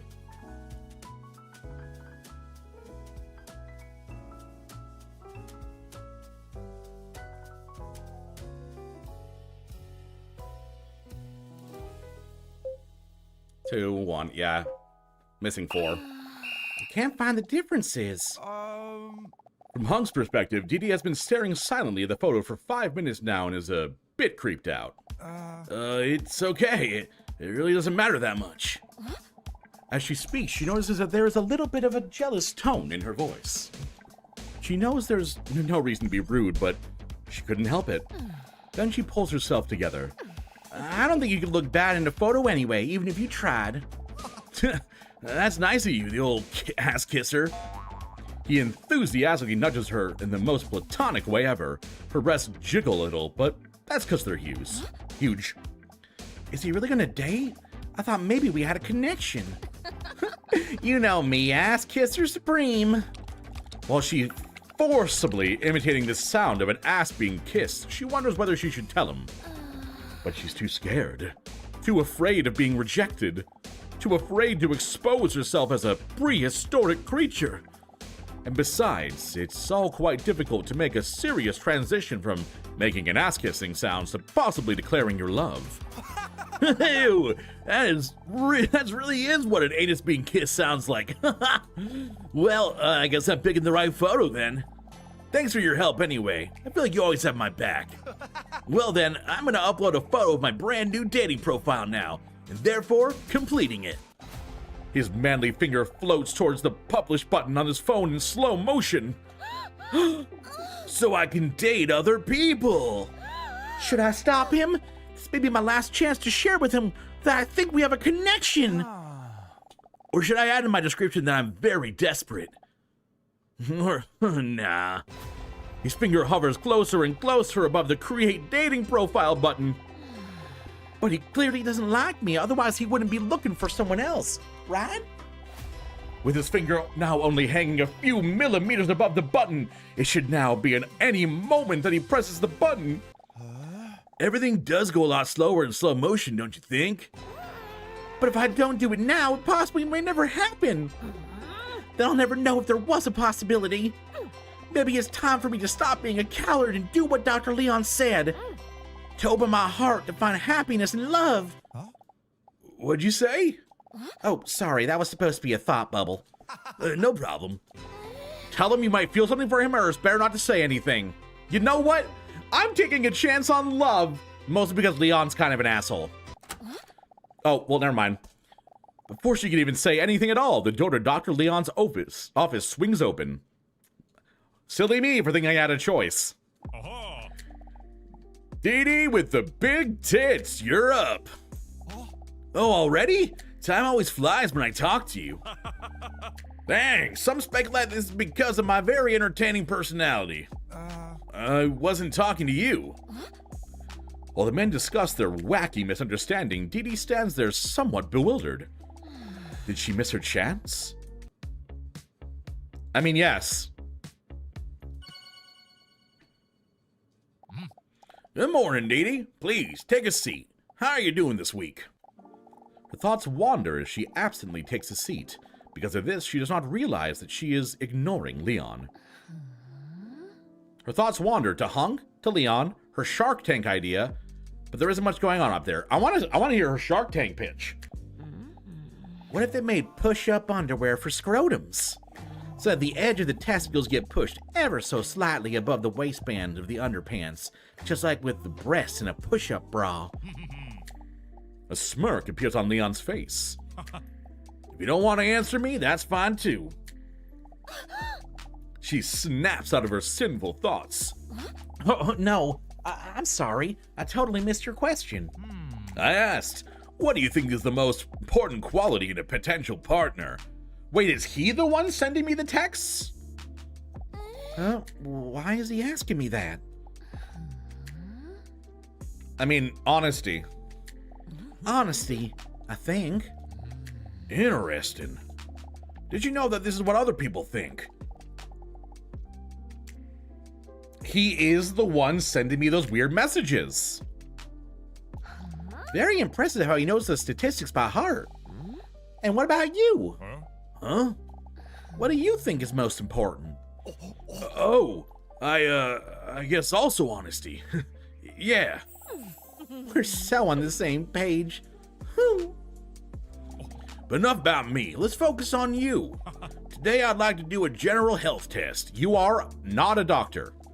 After all, a lot of stress can lead to various physical ailments. This is why I'd like to check your current physical condition. I can do this by taking a swab from your throat with my finger. That's not. Before he can finish his sentence, Dee Dee interrupts him. Bring on that finger. Okay. Please open your mouth so I can try to collect a juice sample from the back of your throat. Ew. Wait, from the back of my throat? Oh no, maybe I spoke too soon. If he collects a swab from the back of my throat, he might discover that I'm a huge carnivore that could grow up to 14 meters long and weighs 8 tons, a dinosaur, because I don't have a gag reflex. Don't worry at all, it's a piece of cake. Although she's nervous about the whole big secret she's a dinosaur thing, she's conflicted with another thought. Because she cannot deny that she would like to have Leon's thick, hairy finger down her throat. Ew. Are you ready? You know it, bud. Dee Dee opens her mouth as Leon's finger approaches. She notices that it's above average in size. Nice. Oh, ew! Left or right to control? This is horrible. I hate this so much. Oh my god, it's like Sonic. Oh god. Why? Oh, it controls very intense. Let's see. There must be a usable sample around here somewhere. He carefully pushes his finger a little faster into her throat.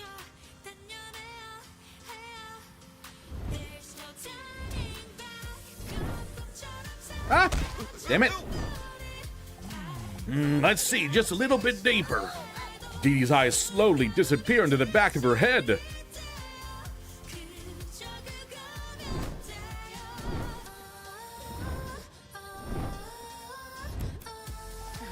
While Leon pushes his finger deeper inside, Dee lets out a sensual moan. Are you okay? She says because he is busy stirring his hand down her throat. Sorry, I don't speak Swedish. I only got one health left. Oh shit, I hit the wrong button. A wave of goosebumps slides over Dee Dee's back, causing her to accidentally grit her sharp teeth. As a result, she accidentally bites Leon's finger. Ah, what the fuck? Leon recoils in fear. His arm slides out of her mouth like a wildebeest calf at birth. Oopsie. While Leon looks at his finger, he sees that he has collected some DD mud under his nail anyway. Are you okay? Are you sure you have everything? Yeah. He holds up his slimy finger. Okay, I'll put the sample into one of those pregnancy-like tests. What now? So in a few minutes you should tell us if something super serious is wrong or not. I must say, I'm very impressed. Your throat depth. This will be a great talent in some specific industries. The sword swallowing industry, for example. Dee Dee is feeling relieved. Not only because Leon, for some reason, doesn't seem to find her lack of gag reflex weird at all, but also because he had washed his hands beforehand. As Leon smiles friendly at Dee Dee, his eyes fall on the test results. Oh, the results are in! His friendly smile turns into that of a professional as he examines the results. Let's see. I have good news and I have bad news. Which one do you want first? The bad news. The bad news is, I'm a liar. There's only good news. You are in perfect health, Rude. But it seems you have a lack of physical exercise in your life. So we'll have to work on that somehow. More physical exercise? Still drunk on the adrenaline from the intimate test just now, she looks at Leon with blushing cheeks. I really enjoyed this physical test, Leon. Oh! What the hell am I saying? I'm normally never like this. Can't you think of another way to get physical next week? Well, He almost stumbles over his words. Physical exercise is what you seem to need. Dee Dee dabs. Oh shit, she hitting it. Hi, Kai. Oh, and by the way, Leon takes a professional-looking business card out from one of his drawers. How you doing, Kai? here, my phone number. If you start to feel worse or just want to talk about something, you can always contact me. Dee Dee smiles shyly. Wow, does he give this to anyone without a gag reflex? It's good to see you again. You too. Nice to see you again, too. She's blushing like a motherfucker. See you next week. Remember what I said about that test. When she gets up, she intensely maintains eye contact, considers licking her lips sensually. The distraction causes her to hit her knee on the desk. The pain makes the entire situation awkward. Are you okay? Dee Dee says she's fine, even though it hurts a lot. But you can't really say that at a moment like this, because, well, that'd be even more humiliating. I'm fine. She gives a thumbs up, trying not to show that she can barely put any weight on her knee as she struggles to leave the office. Week 7.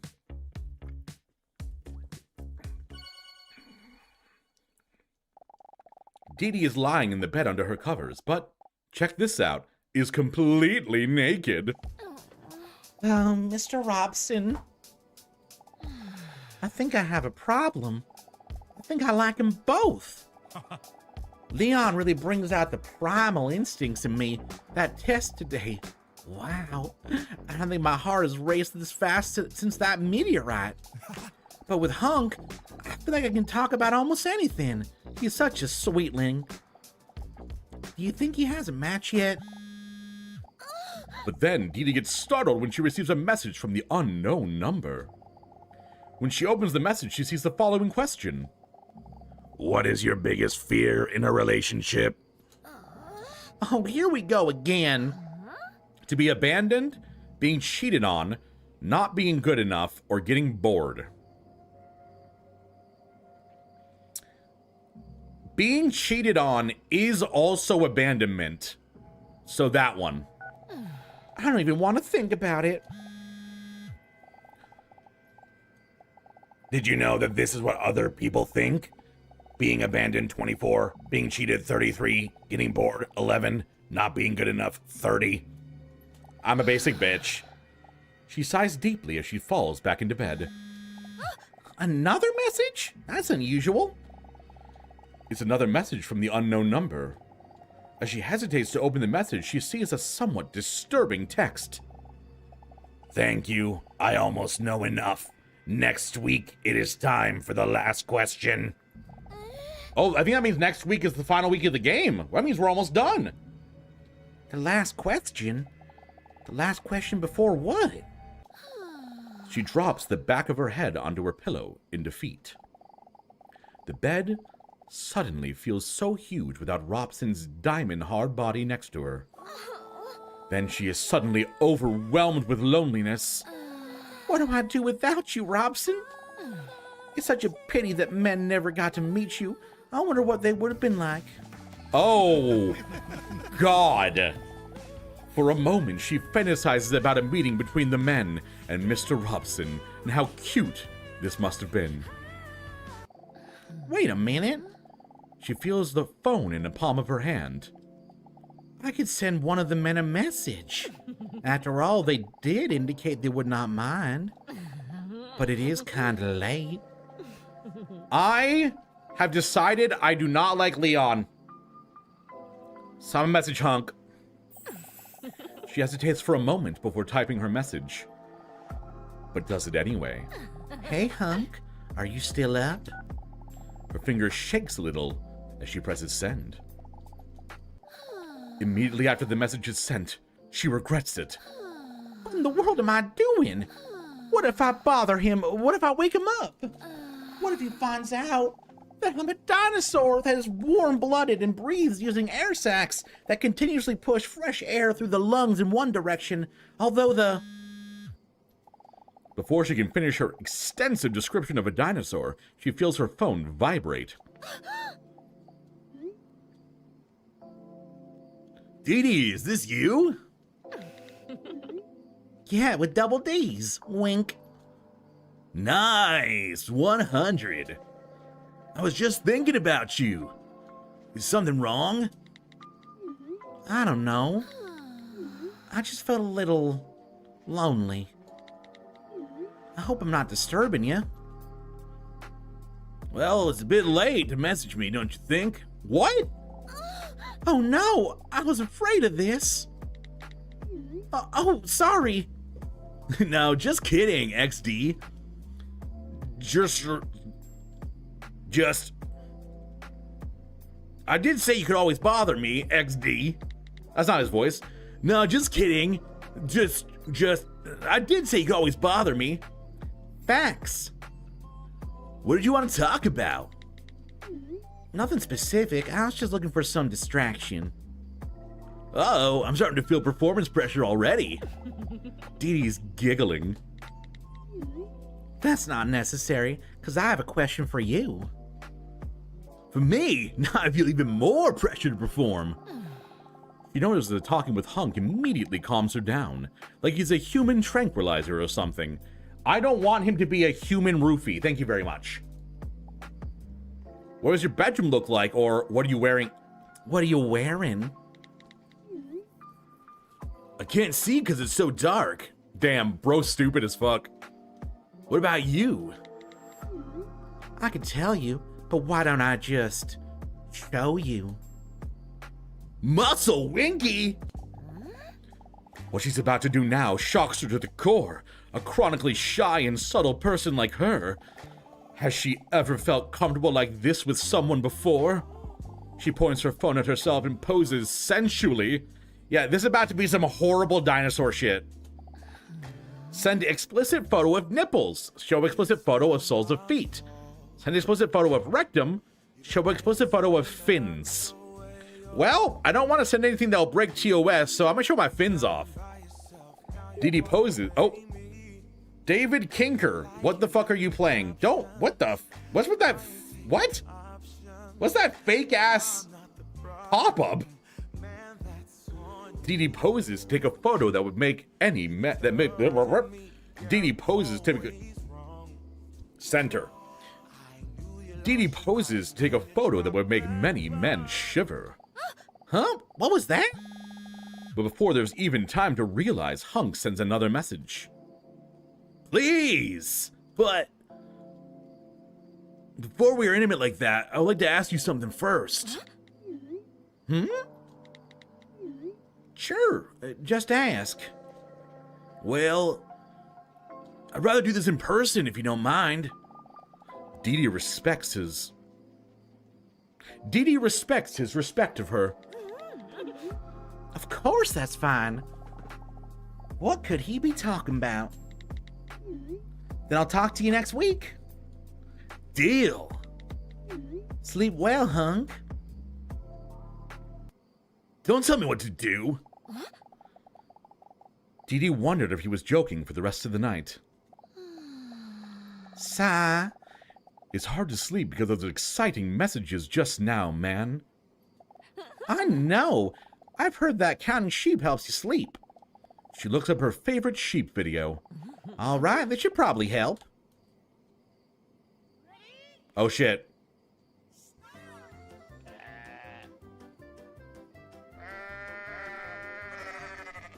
Five, 6, 7, 8, 9,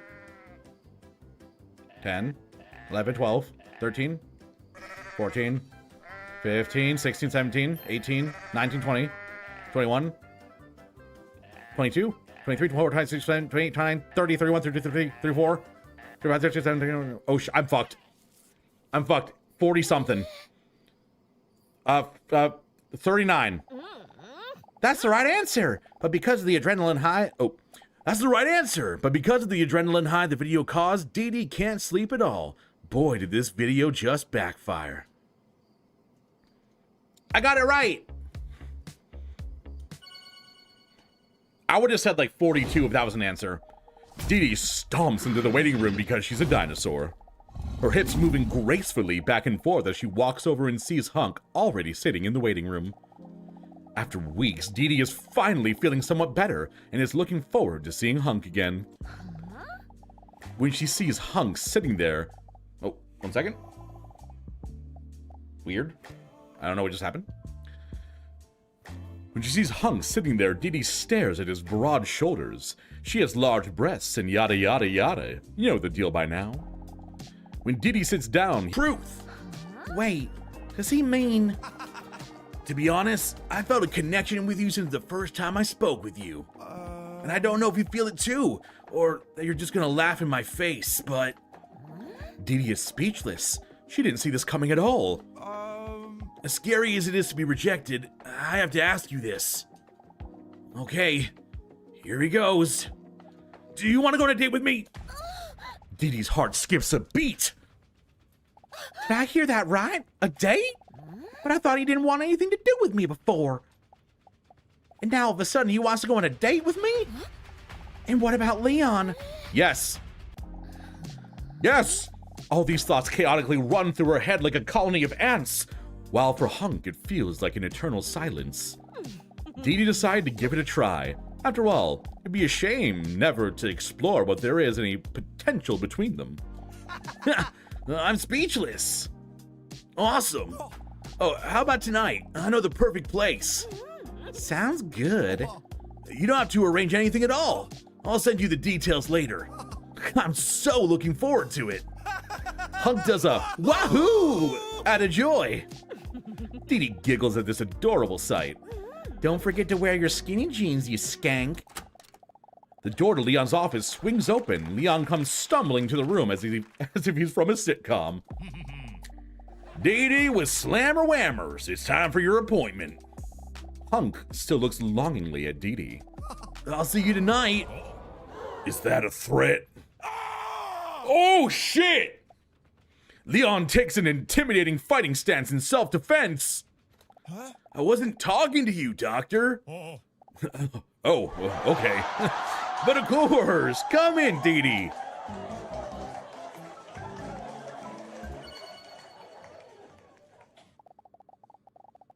Oh. I keep getting like errors over here. Dee Dee is filled with confidence after interacting with Hunk. In fact, it makes her feel quite aroused. What the fuck? Still, she wonders if she should tell Leon about the date. Besides the fact that it basically has nothing to do with him, she wants to keep her options open. After all, she can't deny that she also has feelings for him. Please, sit down, Dee Dee. While I was eavesdropping on you guys just now, I couldn't help but overhear that you have a date with Hunk tonight. Huh? He knows? Yeah, right. But it was all because he wasn't honest before. I mean, it was all because of a misunderstanding last week. Leon notices the slip of her tongue. He wasn't honest. Told you to watch out for him. It wasn't that big of a deal. He looks down concerned for a moment. Please, watch yourself. The only thing she is currently watching intensely is the half-bared photo of Leon on the bookshelf. By the way, I've been thinking about what you asked me last week. Leon looks into Dee Dee's eyes, deep and sultry. When you asked me to prepare another physical test, I think you're right. It's high time. We've been sitting here still for weeks now. Just talking, playing stupid mind and brain games. We've been dancing around it long enough. So as you requested, I prepared an intensive physical test for you today. He winks in a sexy way that would be creepy if it weren't attractive. If you know what I mean. Dee Dee lets out a giggle. I know what I want you to mean. Dee Dee hopes it has something to do with his balls. And I'm gonna be real straight with you. It has something to do with my balls. Oh, okay. He makes a rock and roll sign with his hand. Oop. He makes a rock and roll sign with his hands.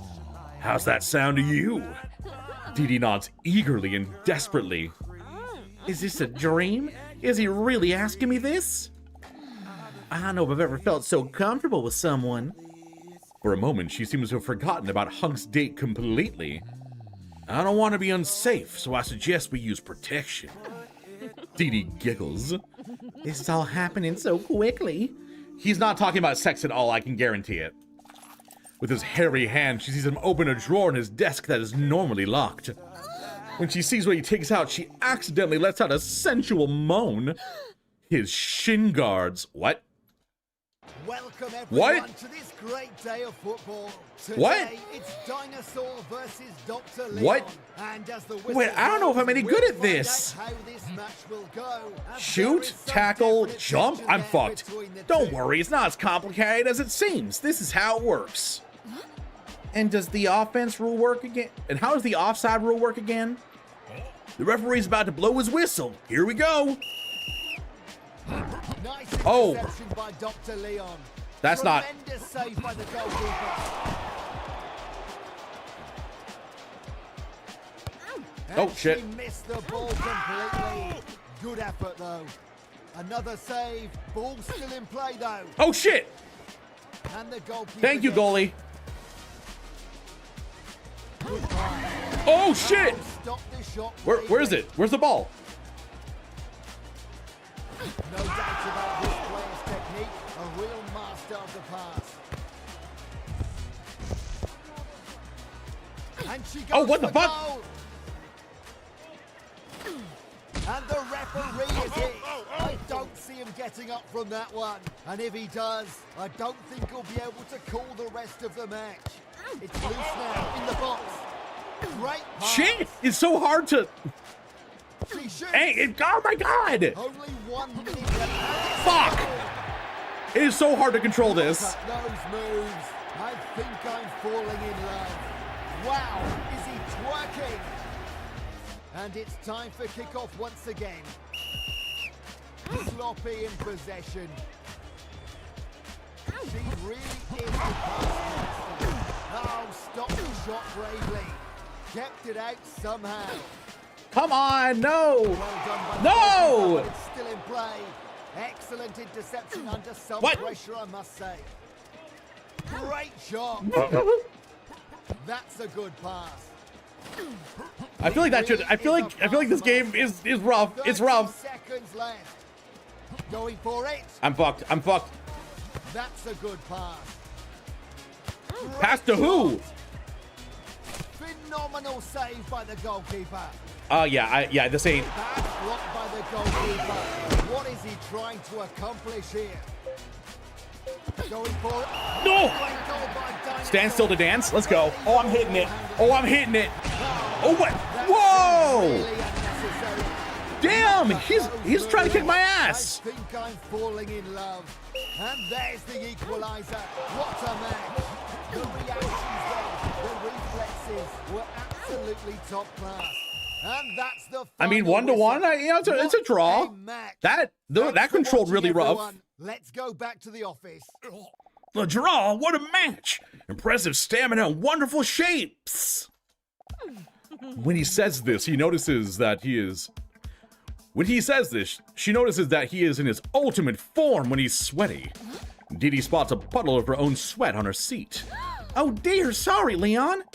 She reaches for some wipes on the desk to clean the chair. Don't worry about it, I'll sniff that later. Ew. By the way, shouldn't you be hurrying for your date with Hunk? What did you say? My date with Hunk? Because they were both having so much fun, she had completely lost track of time. She looks at her phone and sees that she's already late. Oh dear. Chaotically, Dee Dee gathers her things and storms out of Leon's office. A bit bummed out, Leon is left alone with the referee. Yeah, I think I'm gonna head out of this as well. All right, man. Talk to you later. Time for the date! The doors to the restaurant swing open. With a lot of slapping noises, Dee Dee comes rushing in. Where is he? Is he already gone? She looks around but can't spot Hunk's noticeable bulge anywhere. Oh no, I screwed up, didn't I? Just as she cinematically and dramatically turns around to go home, she hears a male voice roar.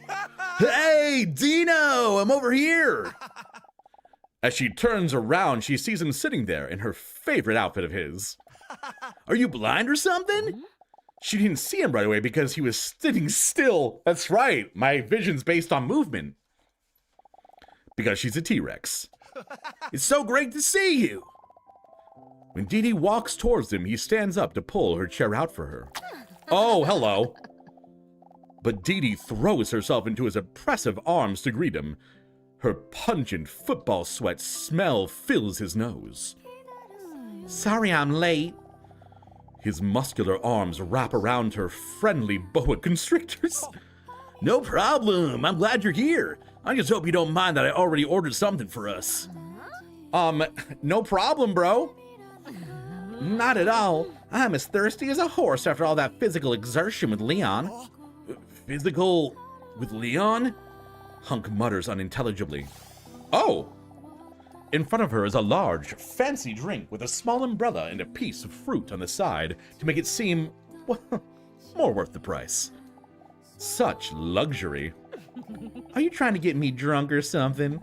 She says teasingly as she takes a big sip. Hung's laugh while he is unsure whether she means it or not. While she takes another sip, she looks around fascinated. What a romantic place. I don't think I've ever been to such a fancy restaurant before. She's beaming as she looks around in amazement of the finished marble walls, the romantic colors of the decor, the golden arches on the wall. Then, slightly nervously, Hunk clears his muscular throat. All right, here we go. What do you want to talk about? Good question. Where shall we start? What are your hobbies? My hobbies? I'm obsessed with horror movies and horror games. Oh no. Oh no. I'm so scared of those things. The intensity, the tension, the jump scares. Do you also love jump scares? Jump scares? Those unexpected scares?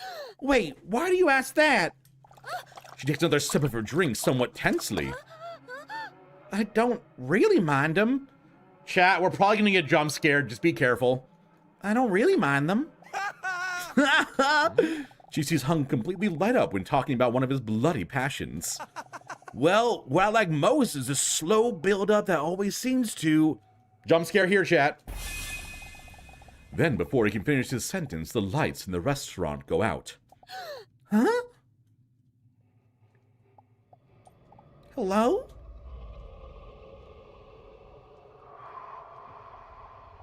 Why are the lights out?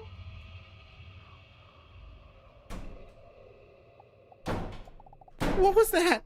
I better just wait here in complete silence for the problem to be resolved. I'm trying to move. I can't move.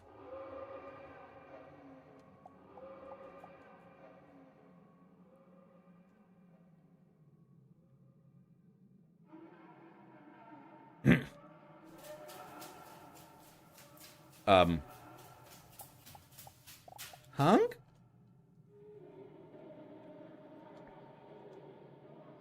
Hello? Is someone behind me?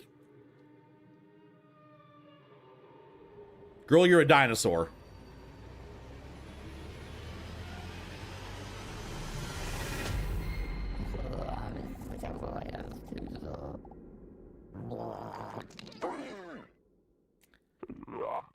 Dee Dee's iconic vulva sound fills up the silence in the room. Because of fear. I forgot that's what we chose in the start of the game.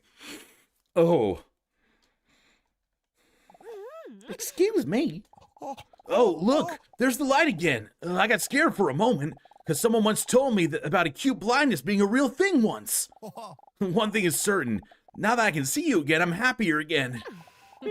What a creep. Say, Dee Dee, can I ask you something personal? Thumbs up emoji. He cutely stammers for a moment. Can I ask you what your type is? Types like you. Hunk laughs as she sees his cheeks turn a little red. Can I ask you something personal too? What's your type? O+. Dee Dee has to think for a moment before she gets it. She roars. Again, she takes a big sip of her drink and notices she's starting to feel a little lightheaded. Make a move under the table drunk or dance drunk. Well, we know that both Dee Dee and Leon like dancing, so I'm gonna dance. Oh god, not again. Dee Dee is going for it. Oopsie, what in the world am I doing now? It must be the alcohol. Bit confused, Hunk is looking at her and then at the empty glass next to her. You do realize that was a non-alcoholic drink, right? Huh? It was literally a glass of orange juice. They were having so much fun that they barely noticed that the restaurant is about to close. It's like those videos of the kids online where like an adult will tell them that something's alcoholic, so they act alcoholic for the rest of the night. Alcoholic, they act drunk. But only when Hunk looks around and sees that they are the only ones left in the restaurant, he notices what time it is. Wow, it's already that late? Then he hesitates for a moment, but gathers some self-confidence. Am I wrong, or did this day go pretty well? Invite him to come home with you, sober. I like that. Well, the fun doesn't have to stop. Would you maybe like to have a drink in my place? Yes. Sounds fun to me. Jackpot. Dee Dee is thinking like a creep. But then she sees a little doubt pop up on his 10 out of 10 Metacritic score face. But I don't think it's smart. Huh? Since when is intelligence your thing? It's just that I... sorry. I have to go. Hunk slips into his coat and promptly hurries away. I'll talk to you soon, okay? What if he's also a dinosaur? Dee Dee is left behind somewhat bewildered. Huh? Was I being too direct again? Damn that orange juice!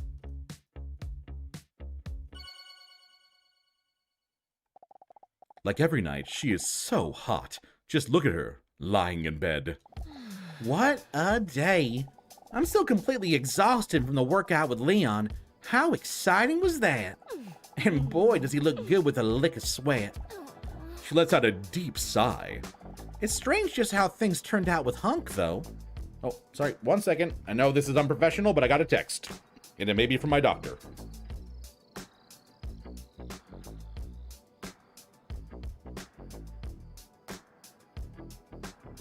Okay.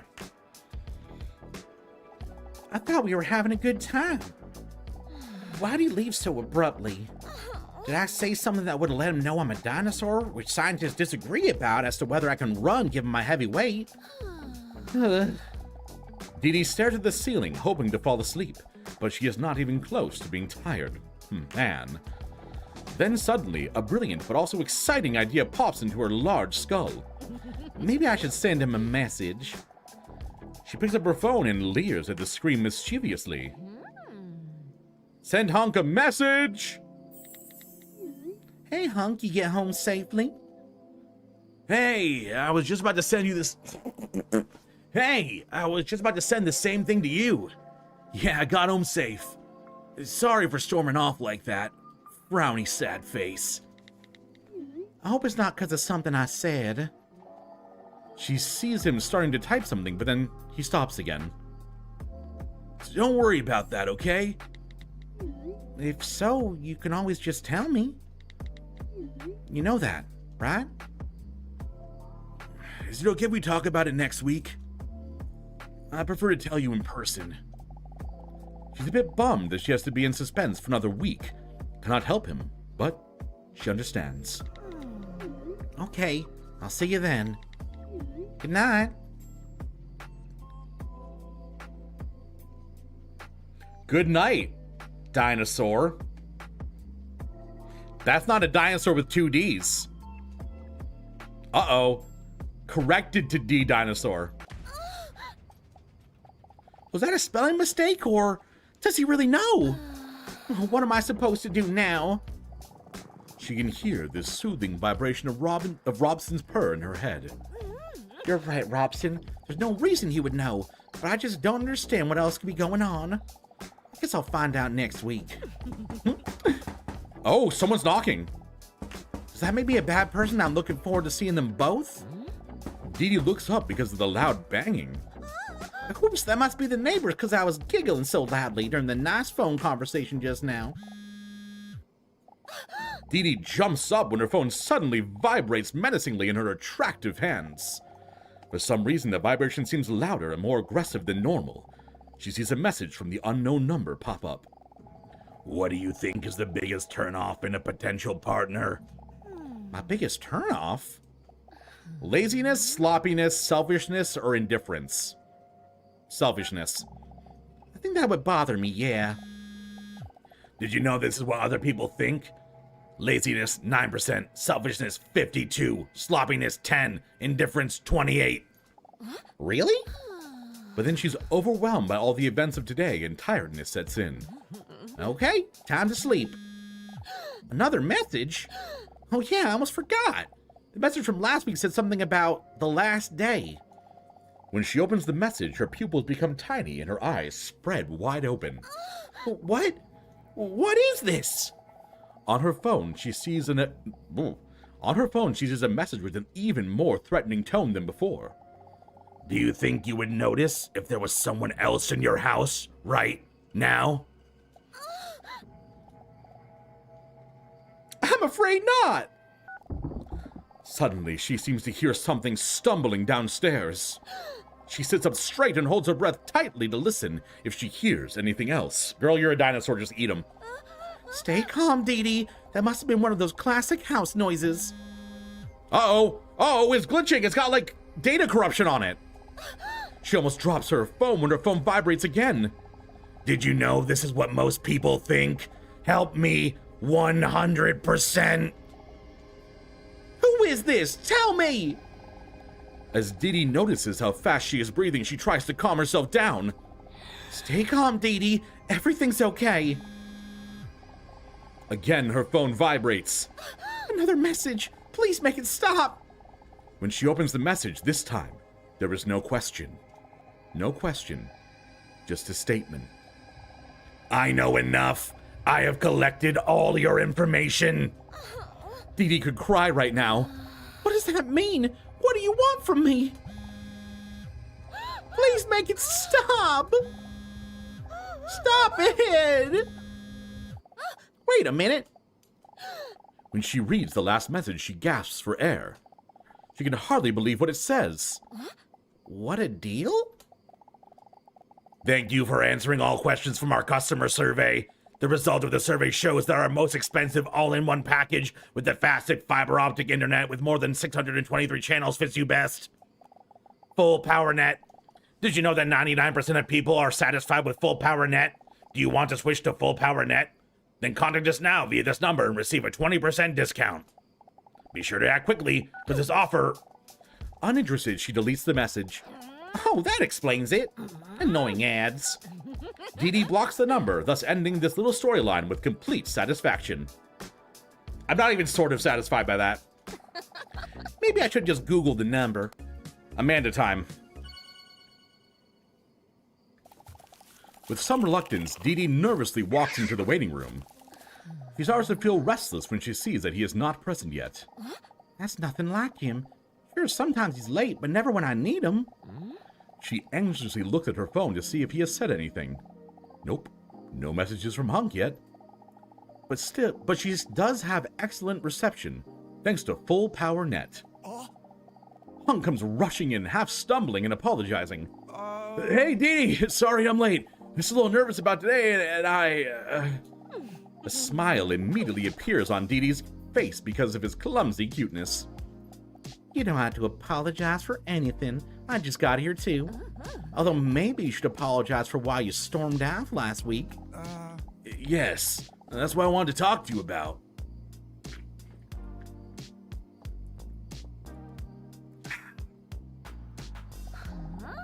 Was it something I said? No, absolutely not. And I'm sorry I made you think that. It's just that... Hunk sighs deeply and attractively. It all hit a little too close to home all of a sudden.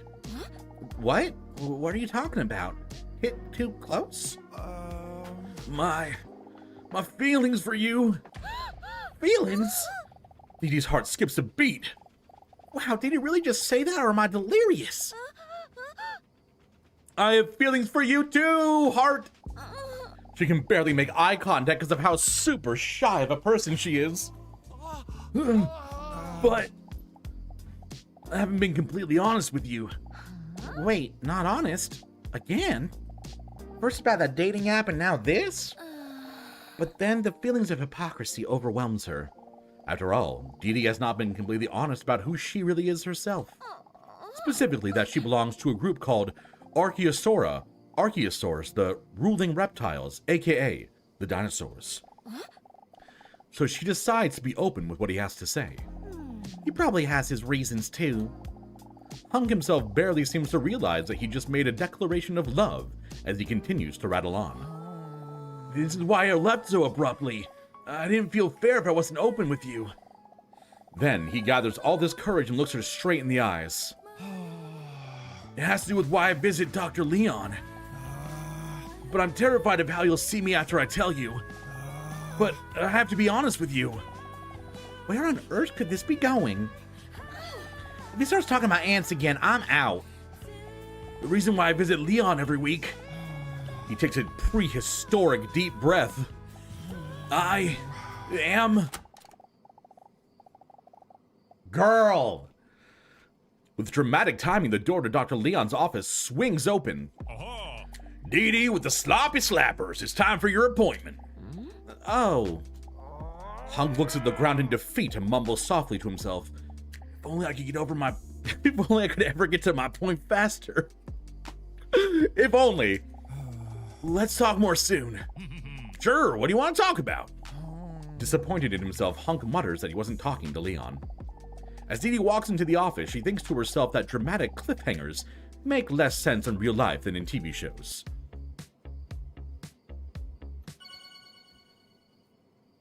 Dee Dee, please, take a seat. Despite the strange interaction with Hunk, she notices that she is still happy to see Leon. She sneaks a peek at his chest hair as he goes through his paperwork. That's a force I'd like to get lost in. Leon barely looks up. Strange, Leon seems less talkative than usual, as if his mind's somewhere else. Are you a therapist or am I... You... What? Are you the therapist or am I, you whiner? Tease him. Still haven't recovered from last week's match, have you? You know a real match lasts 90 minutes, right? Leon looks up with a grin on his face. I wouldn't talk too much if I were you, because today I prepared another tough physical test. Dee Dee clenches her fist knowing that it will probably become unnecessarily sensual again. A healthy body contributes to a healthy mind. We all know that dancing's super real sport. That's why we're doing the motor skills and reflex test today. Dee Dee notices that she is very enthusiastic about this test. After all, dancing is one of her things. Dancing and shedding skin. Dee Dee chuckles to herself. This way he'll be so impressed with me, he doesn't know what's gonna hit him. Because when she dances, she always sweats so much that her clothes are always slipping off. The test is very simple. If you can dance, dance to the beat and try to keep up as long as possible. This way I can clearly see how your physical health is doing. Is that clear? Let's fucking go! Here we go. Oh shit! Wait, is this DDR? Oh no.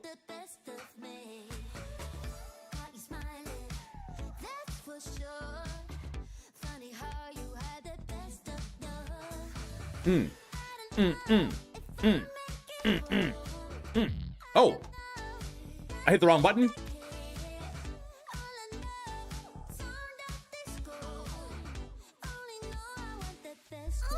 Ew.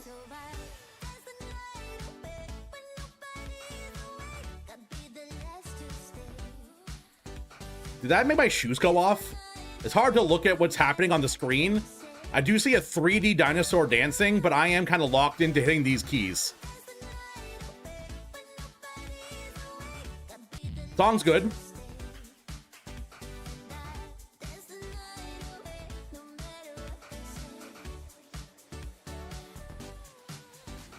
E, fuck. I cannot do the letters. J, I'm not gonna get this. I literally cannot. 7, 3, fuck. 2, fuck. Fuck.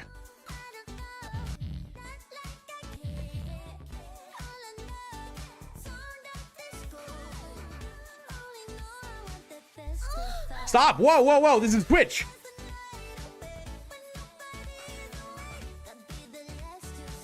You really cannot be taking clothes off on Twitch, girl.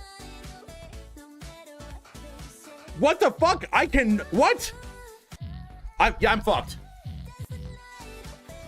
I'm gonna have to focus on the arrows.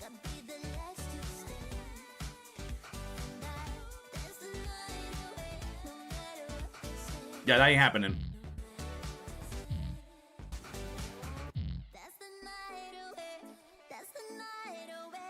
That's R? F12? Fuck. I got achievements, but I don't know what they are. Okay, whoa, whoa, whoa, whoa, whoa, whoa, whoa, whoa, whoa, whoa, whoa, whoa, whoa, whoa, whoa, whoa, whoa. Yeah, we're done. Are you okay? I feel like if we wait any longer, it would have broken TOS. That's why I stopped. Definitely not because it was having me hit multiple letters at once. I think I've seen enough for today. While cursing under her breath, Dee Dee stands up disappointed. Okay, what achievements did I get? Take a screenshot while Dee Dee is undressed, because I hit F12. That's fucked up. How could I screw this up? I just wanted Leon to be impressed with me. That's the only thing that matters to me right now. Wait. When she catches herself thinking that specific thought, suddenly, like a light filling the dark room, something unexpectedly becomes crystal clear. Broken heart? Leon. I don't think I can see you anymore. I'm afraid I have to stop these sessions. Leon looks up in shock. For a moment, it seems as if he doesn't know what to say to this unexpected turn of events. Huh? Where does this suddenly come from? Is it something I said? She never heard Leon's controlled voice struggling so hard to not stumble over his words. No, it's not you. The test just now made me realize I'm no longer here to help myself. The first thing I thought after that test just now was that I hoped you would be impressed by me. I realize now I'm no longer here to help myself. I now mainly just come here every week to see you and Hunk. Hunk? And it's like what you always tell me. You can only help me if I want to help myself. But at this moment, I realize I no longer come here with the right intentions. You can see in Leon's eyes he doesn't want her to be right. And I'm afraid that you are right. Leon smiles her way with a somewhat defeated but understanding look. They both know that they will have to say goodbye now, but neither of them say anything, just to postpone this moment a little longer, even if just for a moment. While Dee Dee's breasts bounce as she stands up, that was a basketball bouncing, she makes meaningful eye contact one last time, while Leon is still sitting behind his desk, somewhat dazed. I appreciate everything you've done for me, and hopefully one day I'll be ready to do something with it. For now, it's time to take care of myself. Dee Dee walks towards the exit and cinematically looks over her shoulder at Leon, one last time. Farewell, Leon. An overwhelming feeling of tragedy washes over Leon and Dee Dee, partly due to the music. I wish you the best, Dee Dee. It hurts that she won't see Leon anymore, but she knows it's time to take care of herself. You go, girl! Wait! If you quit, I'll quit too! Huh? With a pounding chest, Dee Dee steps back into the office. What does he mean? Leon stands up with a confident look on his face. I will quit. For you. What? I cannot deny I've been questioning my integrity as a therapist for some time now. What the hell are you talking about? You're the most professional therapist I've ever played football with. Because of my feelings for you. Huh? Nani? Feelings? So if it means I can't see you anymore because of my work, I'm willing to give up my job for you. That's so romantic and not strange at all. Although she has dreamed of the moment when Leon would say this, it is all very overwhelming at the moment. Not only Hunk, but also Leon has declared his love for her. What should she do now? Never could she have imagined that she would go from so lonely to such a luxury problem. This is a bit too unexpected for me. Didi turns away from him dramatically. But I need to think about it. I understand, and I'm sorry for overwhelming you like this. I let my feelings run wild for a moment there when I heard that I might not be able to see you again. But before you make your final decision, I thought it was important that you know how I feel about you. Didi appreciates his honesty and the coconut-shaped bulge in his pants. It is important to me that you fully behind your decision. Whatever your choice may be, I'll support you. Listen to your feelings carefully. Didi.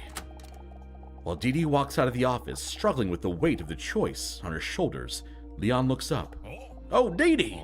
Never forget that you're beautiful just the way you are. She's already gone. Week 9, bedroom. I think next week's gotta be the last week. Easy peasy. 10 weeks. And maybe an epilogue. Hopefully. Oh, hello. Hello, chicken. Didi lies awake thinking and worrying about the choices to come, using her bosom as stress balls, of course. The choice between the two dream men seems to hang over her head like one of those Looney Tunes anvils. It's just so hard, Robson. They are both so fantastic. But I can't keep stringing them both along. So I have to make a choice and be honest with them. That's the least they deserve after everything I've done. That's the least they deserve after everything they've done for me. But declaring my love to just one of these man gods seems almost impossible. They both have their strong points and arms. Then Didi suddenly thought of something that her robust cat, Mr. Robson, once said. If you can't make a decision on something, you should perhaps make a pro and cons list. That didn't go so well in Friends, if I remember. Maybe that could help you visualize what you think has the most upsides. Smart plan, Robert. Oh! She leans over the edge of her bed to grab a pen and paper from her cupboard. Nice. Okay, let me think. Which qualities that I think are important do I think fit which man best? Intelligence. Leon. Communication. Hunk. Humor. Hunk. Knowledge of ants. Hunk. Honesty. Both of them are kind of dishonest, so Leon's more honest. Caring. Hunk. Sexual attraction. Hunk. Adam's apple size. Hunk. Bulge shape. Hunk. Clothing choice. Donald Duck or Winnie the Pooh? They're both dick out, so I guess Donald Duck. Because they both don't wear pants. There. Takes a close look at her notes. Leon 2, Hunk 7. When she sees the results listed like this, her feelings suddenly become a lot clearer. Then she nods determinedly. I'm right. Her final choice has been made. She knows who she wants to declare her love to and who she wants to slam dump. Who do you want to declare your love to? Hunk! Are you sure? I'm sure! But of course! That's what I'm gonna do. Like a sun coming through the clouds, it suddenly all becomes crystal clear in her head that she has made her choice. It's like pounds of stress have been lifted from her salamander-like shoulders. But she still has those double D's hanging there. So, in reality, that's not even close to being true. It's a bit exciting knowing I'm gonna tell him. She falls back into bed. The absolved burden is replaced by fatigue. Fatigue that seemed to be blocked by weeks of stress and uncertainty. Oh my. For a moment, she thinks about what she would do if Hunk were lying next to her right now. But before she can finish that explicit fantasy, she falls asleep like a sweet baby hamster. Week 10! Final week, I'm assuming. She hesitates for a moment before stepping into the waiting room with her feet. Well, here we go. Time for the moment. The big choice. As she walks into the waiting room, she hears her own heart pounding under her gigantic whoppers. And those are big dampers, so you can imagine how hard her heart must be pounding. Although she is nervous, she is now fully behind her choice. I just have to be honest with him. I just have to tell him. She repeats to herself inside her fossilized skull. He deserves that. Dee Dee is scared to make eye contact with Hunk while entering the waiting room. But once she mustered up the courage to look up, she sees that Hunk isn't there at all. Huh? He's not here? Why is he not here? Did I say something wrong? Then she pulls herself together. No, it's probably nothing. Everyone is late, forgetful, or an asshole sometimes. Maybe it's better this way. I must say, in a way, it's a bit of a relief that he's not here, because it's pretty scary to have to confront someone like this. But then she hears a hand grab the door handle of the waiting room. Her heart rate starts up again like a steam locomotive. Here we go. Around the corner, the door appears the face of a man we haven't seen the entire game.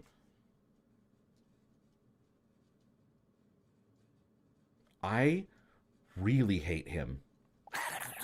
Say, is this the dentist waiting room? No, that's 2 doors down. Okay, thank you kindly. No problem. Wait, is that the... Wait a minute. David, that David name sounds familiar.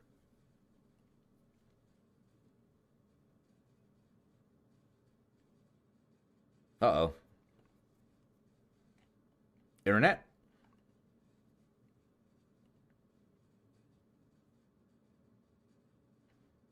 Why does that name sound familiar?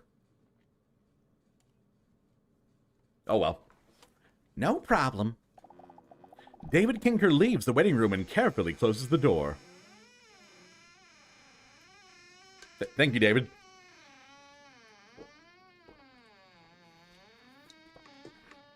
Uh-huh. Yep. There we go. Well, I guess that's it. She suddenly feels so alone, dinosaur. Maybe it's because earlier Hung said that he would be there for her if she needed him, and he's not here now. Dee Dee drops her head for a moment, but then picks herself back up. Then I'll talk to Hunk later. And going to have to talk to Leon first. She mentally braces herself and stands up, and this time, her breaths are actually silent. But then she suddenly hears a familiar voice. But wait, is that Hunk? His voice sounds muffled and it's hard to hear what he's saying, but he sounds emotional. Wait, does that sound come from Leon's office? Maybe this time he had the earlier appointment. Dee Dee immediately feels more relieved. He's here after all. I hope he's doing okay. He sounds worried. Then she suddenly gets startled.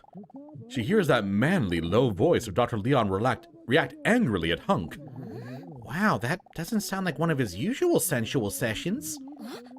Dee Dee tries not to listen out of respect, but is still very curious. I shouldn't get involved in this. It's probably just one of Leon's tests, which are always entertaining for some reason. Then, she suddenly looks up in surprise. Wait, was that my name? Did I just hear my name during their argument? She hesitates for a moment. Can't be right.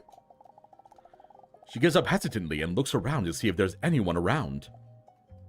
But then she carefully walks towards Dr. Leon's office and places her ear against the door. It's still hard to understand.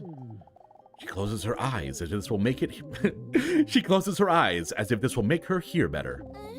Amazingly enough, she still can't properly hear them. Damn that ebony door! There has to be a way for me to hear them better. Listen again. No, I still can't understand it. There's no other option? I'm clicking around? No, I still can't understand it. I'm trying. There's literally nothing. There's no other option. No, I still can't understand it. For some reason, Dee Dee keeps trying the same thing. There must be another way to hear them.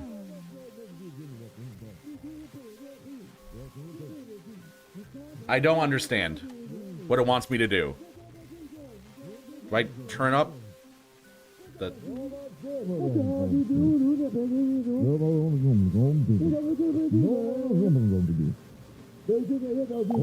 Tries the same thing again, which, believe it or not, is the same outcome. I mean, I've turned up the sound effects volume. That didn't change it.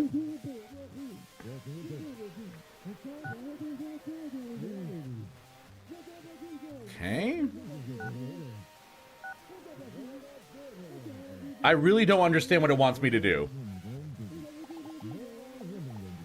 Maybe it's because she didn't sleep well because of today's difficult choices, but she just tries the same thing. Bizarre. I'm gonna look this up. Probably isn't any answer, though.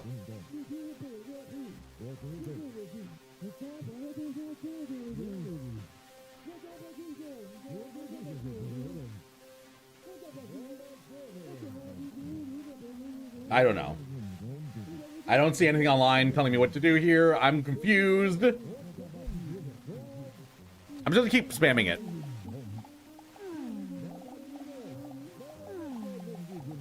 Wait, suddenly Dee Dee can hear them. Just kidding. Dee Dee managed to press spacebar for the entire game just fine, but now when one other action is required of her, it all becomes a bit too much for her. What are you talking about, one other action? You haven't given me any... I don't have any controls. Hi, Sven. What the... I'm so fucking confused about what they want from me. Should I just say it then? Yes, I'm stupid. There must be a way to hear them better. Fuck you. Hi, Sven. How you doing, bud? I went into the options. That didn't work. Dee Dee gives up. Sometimes doing your best is not enough. She decides to go home and take a look in the mirror and self-reflect. Was there an answer? There must be a way to hear them better.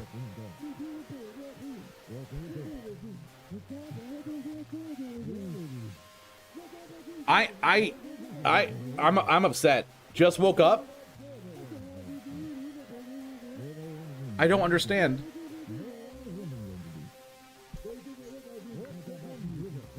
Like, I'm gonna press every button on my keyboard.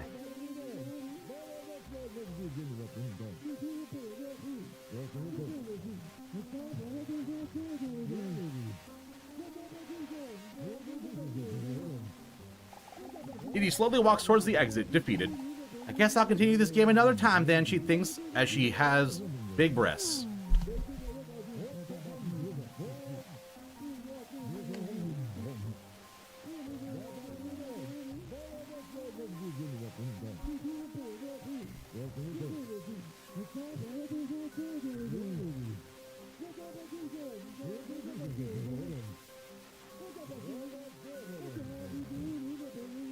There's nothing. There's even a walkthrough. I'm so fucking confused. Wait a minute, Dee Dee thinks I know it must be. Nah, you know that feeling when something is on the tip of your tongue, yeah. At this point, I'm getting kind of frustrated with this music, you know? Do I, like, turn the music off? Wait, I almost got it.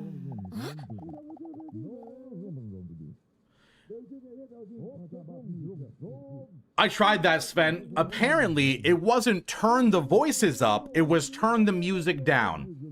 I had the right thought, but the wrong execution. Yay! Wait, suddenly I can hear them much better. She puts her ear to the door and closes her eyes again, because apparently she's an idiot. I don't pay you to doubt, I'm paying you to keep her here. Without me, she wouldn't even be here right now. Dee Dee has a confused, blank stare on her face. She can't understand it. Wait, what do they mean? Then something in her primitive brain snaps. Everything goes black for a moment. Overwhelmed with emotions, and before she really realizes what she's doing, she is rushed in. Uh-oh. Jacques? Week 10, Leon's office. As Dee Dee bursts into the room, Dr. Leon and Hunk look up and make some of those shocked anime noises. What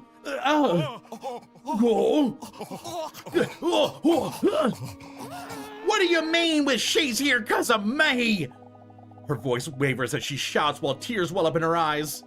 As she asks this, deep inside, she already knows the answer. He betrayed you! What are you doing here? This is a doctor-patient confidential conversation. I'll call you in when it's your time for your appointment. Hunk is too afraid to make eye contact with Dee Dee now. I'm sorry. All those things you said to me, were they just to get me to show up here? Well, no. In the end, it wasn't. I'm sorry, I lied to you. Know that I didn't want it this way. Dee Dee sees him getting choked up but feels no pity. I feel sorry about that too. Nobody's perfect, and Pobody's nerfect. I know that now. No one but you. Hunk doesn't know what else he can say to save the situation and walks right past Dee Dee towards the exit. Defeated, he looks at Dee Dee one last time, pleadingly. I'm gonna let him go. Now that Hunk is gone, a cold silence fills the room as Dee Dee and Dr. Leon stare at each other. What is the meaning of this? What do you mean by making me come back here? Doesn't matter anymore. It does to me. No, you don't understand. It's over. What's over? All tests have been successfully completed.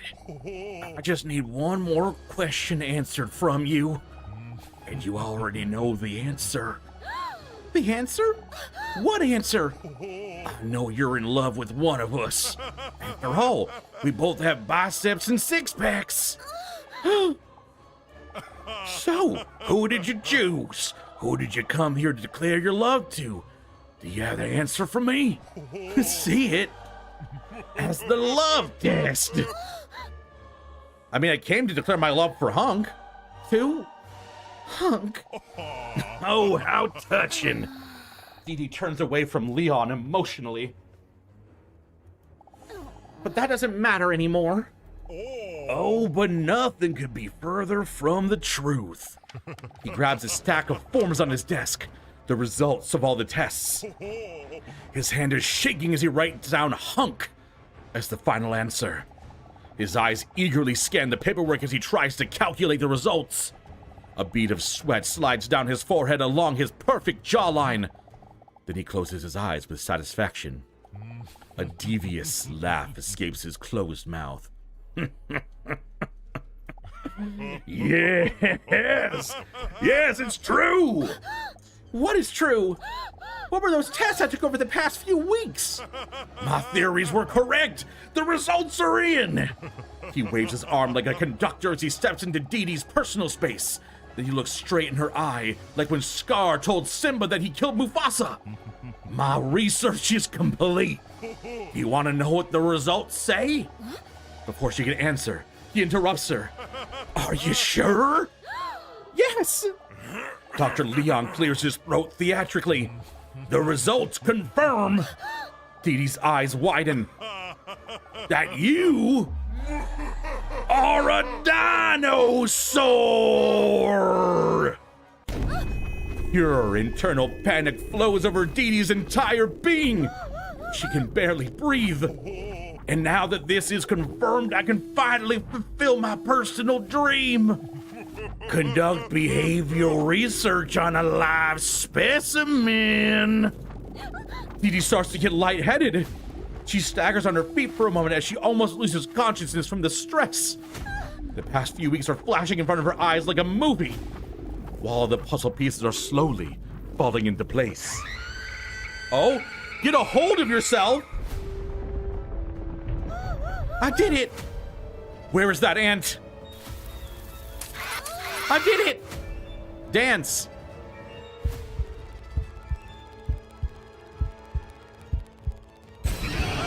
I did it! Look out! Shit, not the mosquito one! I did it! Draw your feelings! I did it! Answer! I am not alone! It's over? Try again, what? Get a hold of yourself. Fuck. It's like one of those impossible quizzes. I did it! Where's the ant? I did it! Time to dance. I think you just have to hit any key when it hits in the middle there. I did it! Look out! Draw your feelings. Answer. I'm not alone, I'm not alone, I'm not alone, I'm all alone, I guess. I did it! Find a couple?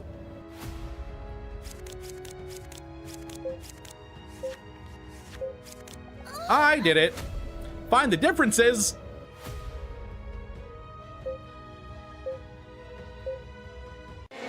What? Oh, this is frustrating.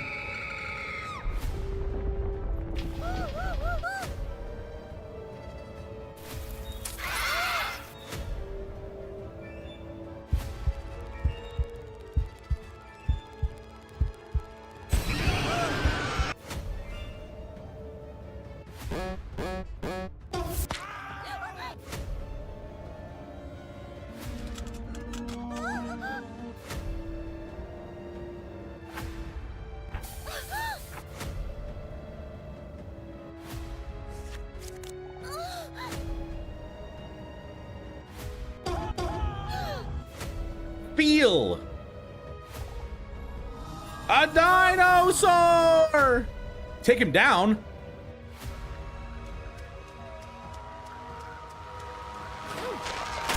Got him. Break.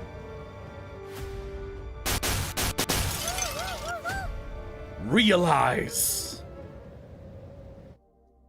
Realize, realize, realize. Then suddenly, it clicked. I pushed the button. When she wakes up from the flashback, everything is suddenly crystal clear to her. Wait, those tests. Your name, Leon. But you introduced yourself as Leonel Pogastot. An anagram for paleontologist. I should have known. That's right. I'm indeed really bad at coming up with fake names. Dee Dee can't believe it. How could I have been so blind? All you had to do was make me laugh once and you would have heard I was a bad guy.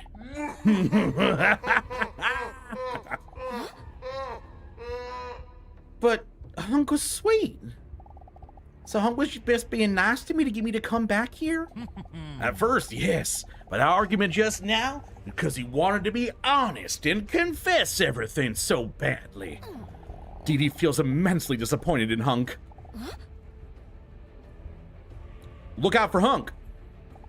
Then why'd you warn me about Hunk? So you'd never suspect we were working together. Pretty smart, huh? It doesn't matter anymore. Why aren't there any tears streaming down my face when I'm feeling this broken inside? This is exactly what I feared for millions of years. Afraid that someone would find me so vulnerable. That someone would find out I'm a dinosaur. Of which scientists are still arguing among themselves about whether I have feathers or not. Dee Dee's head is pounding so loudly she can barely hear Leon. But enough of that.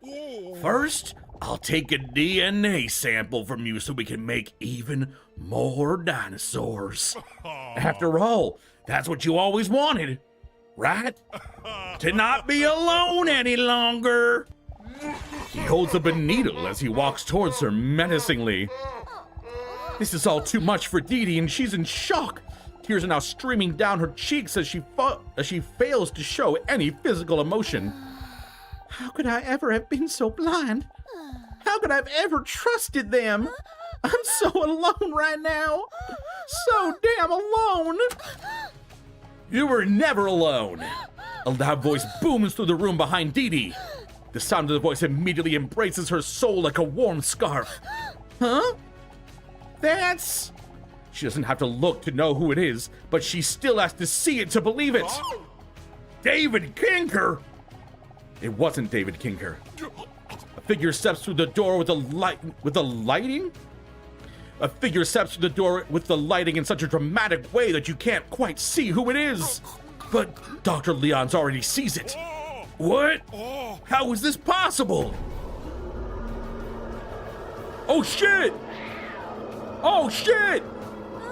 Mr. Robson? Mr. Robson's back! What? That's impossible! No!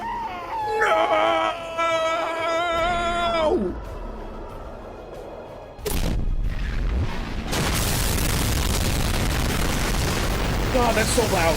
Control my ears. Leon is dead. This game is so good. Mr. Robson! I thought you were dead. Yeah, whatever, dude. Just kiss me already. Dee Dee's heart fills up with love when she hears Robson's romantic declaration of love. How could she not have seen that the one she was looking for was literally always there? I can see it now. You were always the one I missed, Mr. Robson. I love you. Whatever. I'm not gonna lie, honestly disappointed in that ending. Stop it. This is Twitch. This is Twitch. I am very upset about this. Ew, I thought he was dead. Honestly disappointed in that ending because the cat dying literally made me cry. I almost ended stream earlier because that cat died, and now he's back alive with no explanation.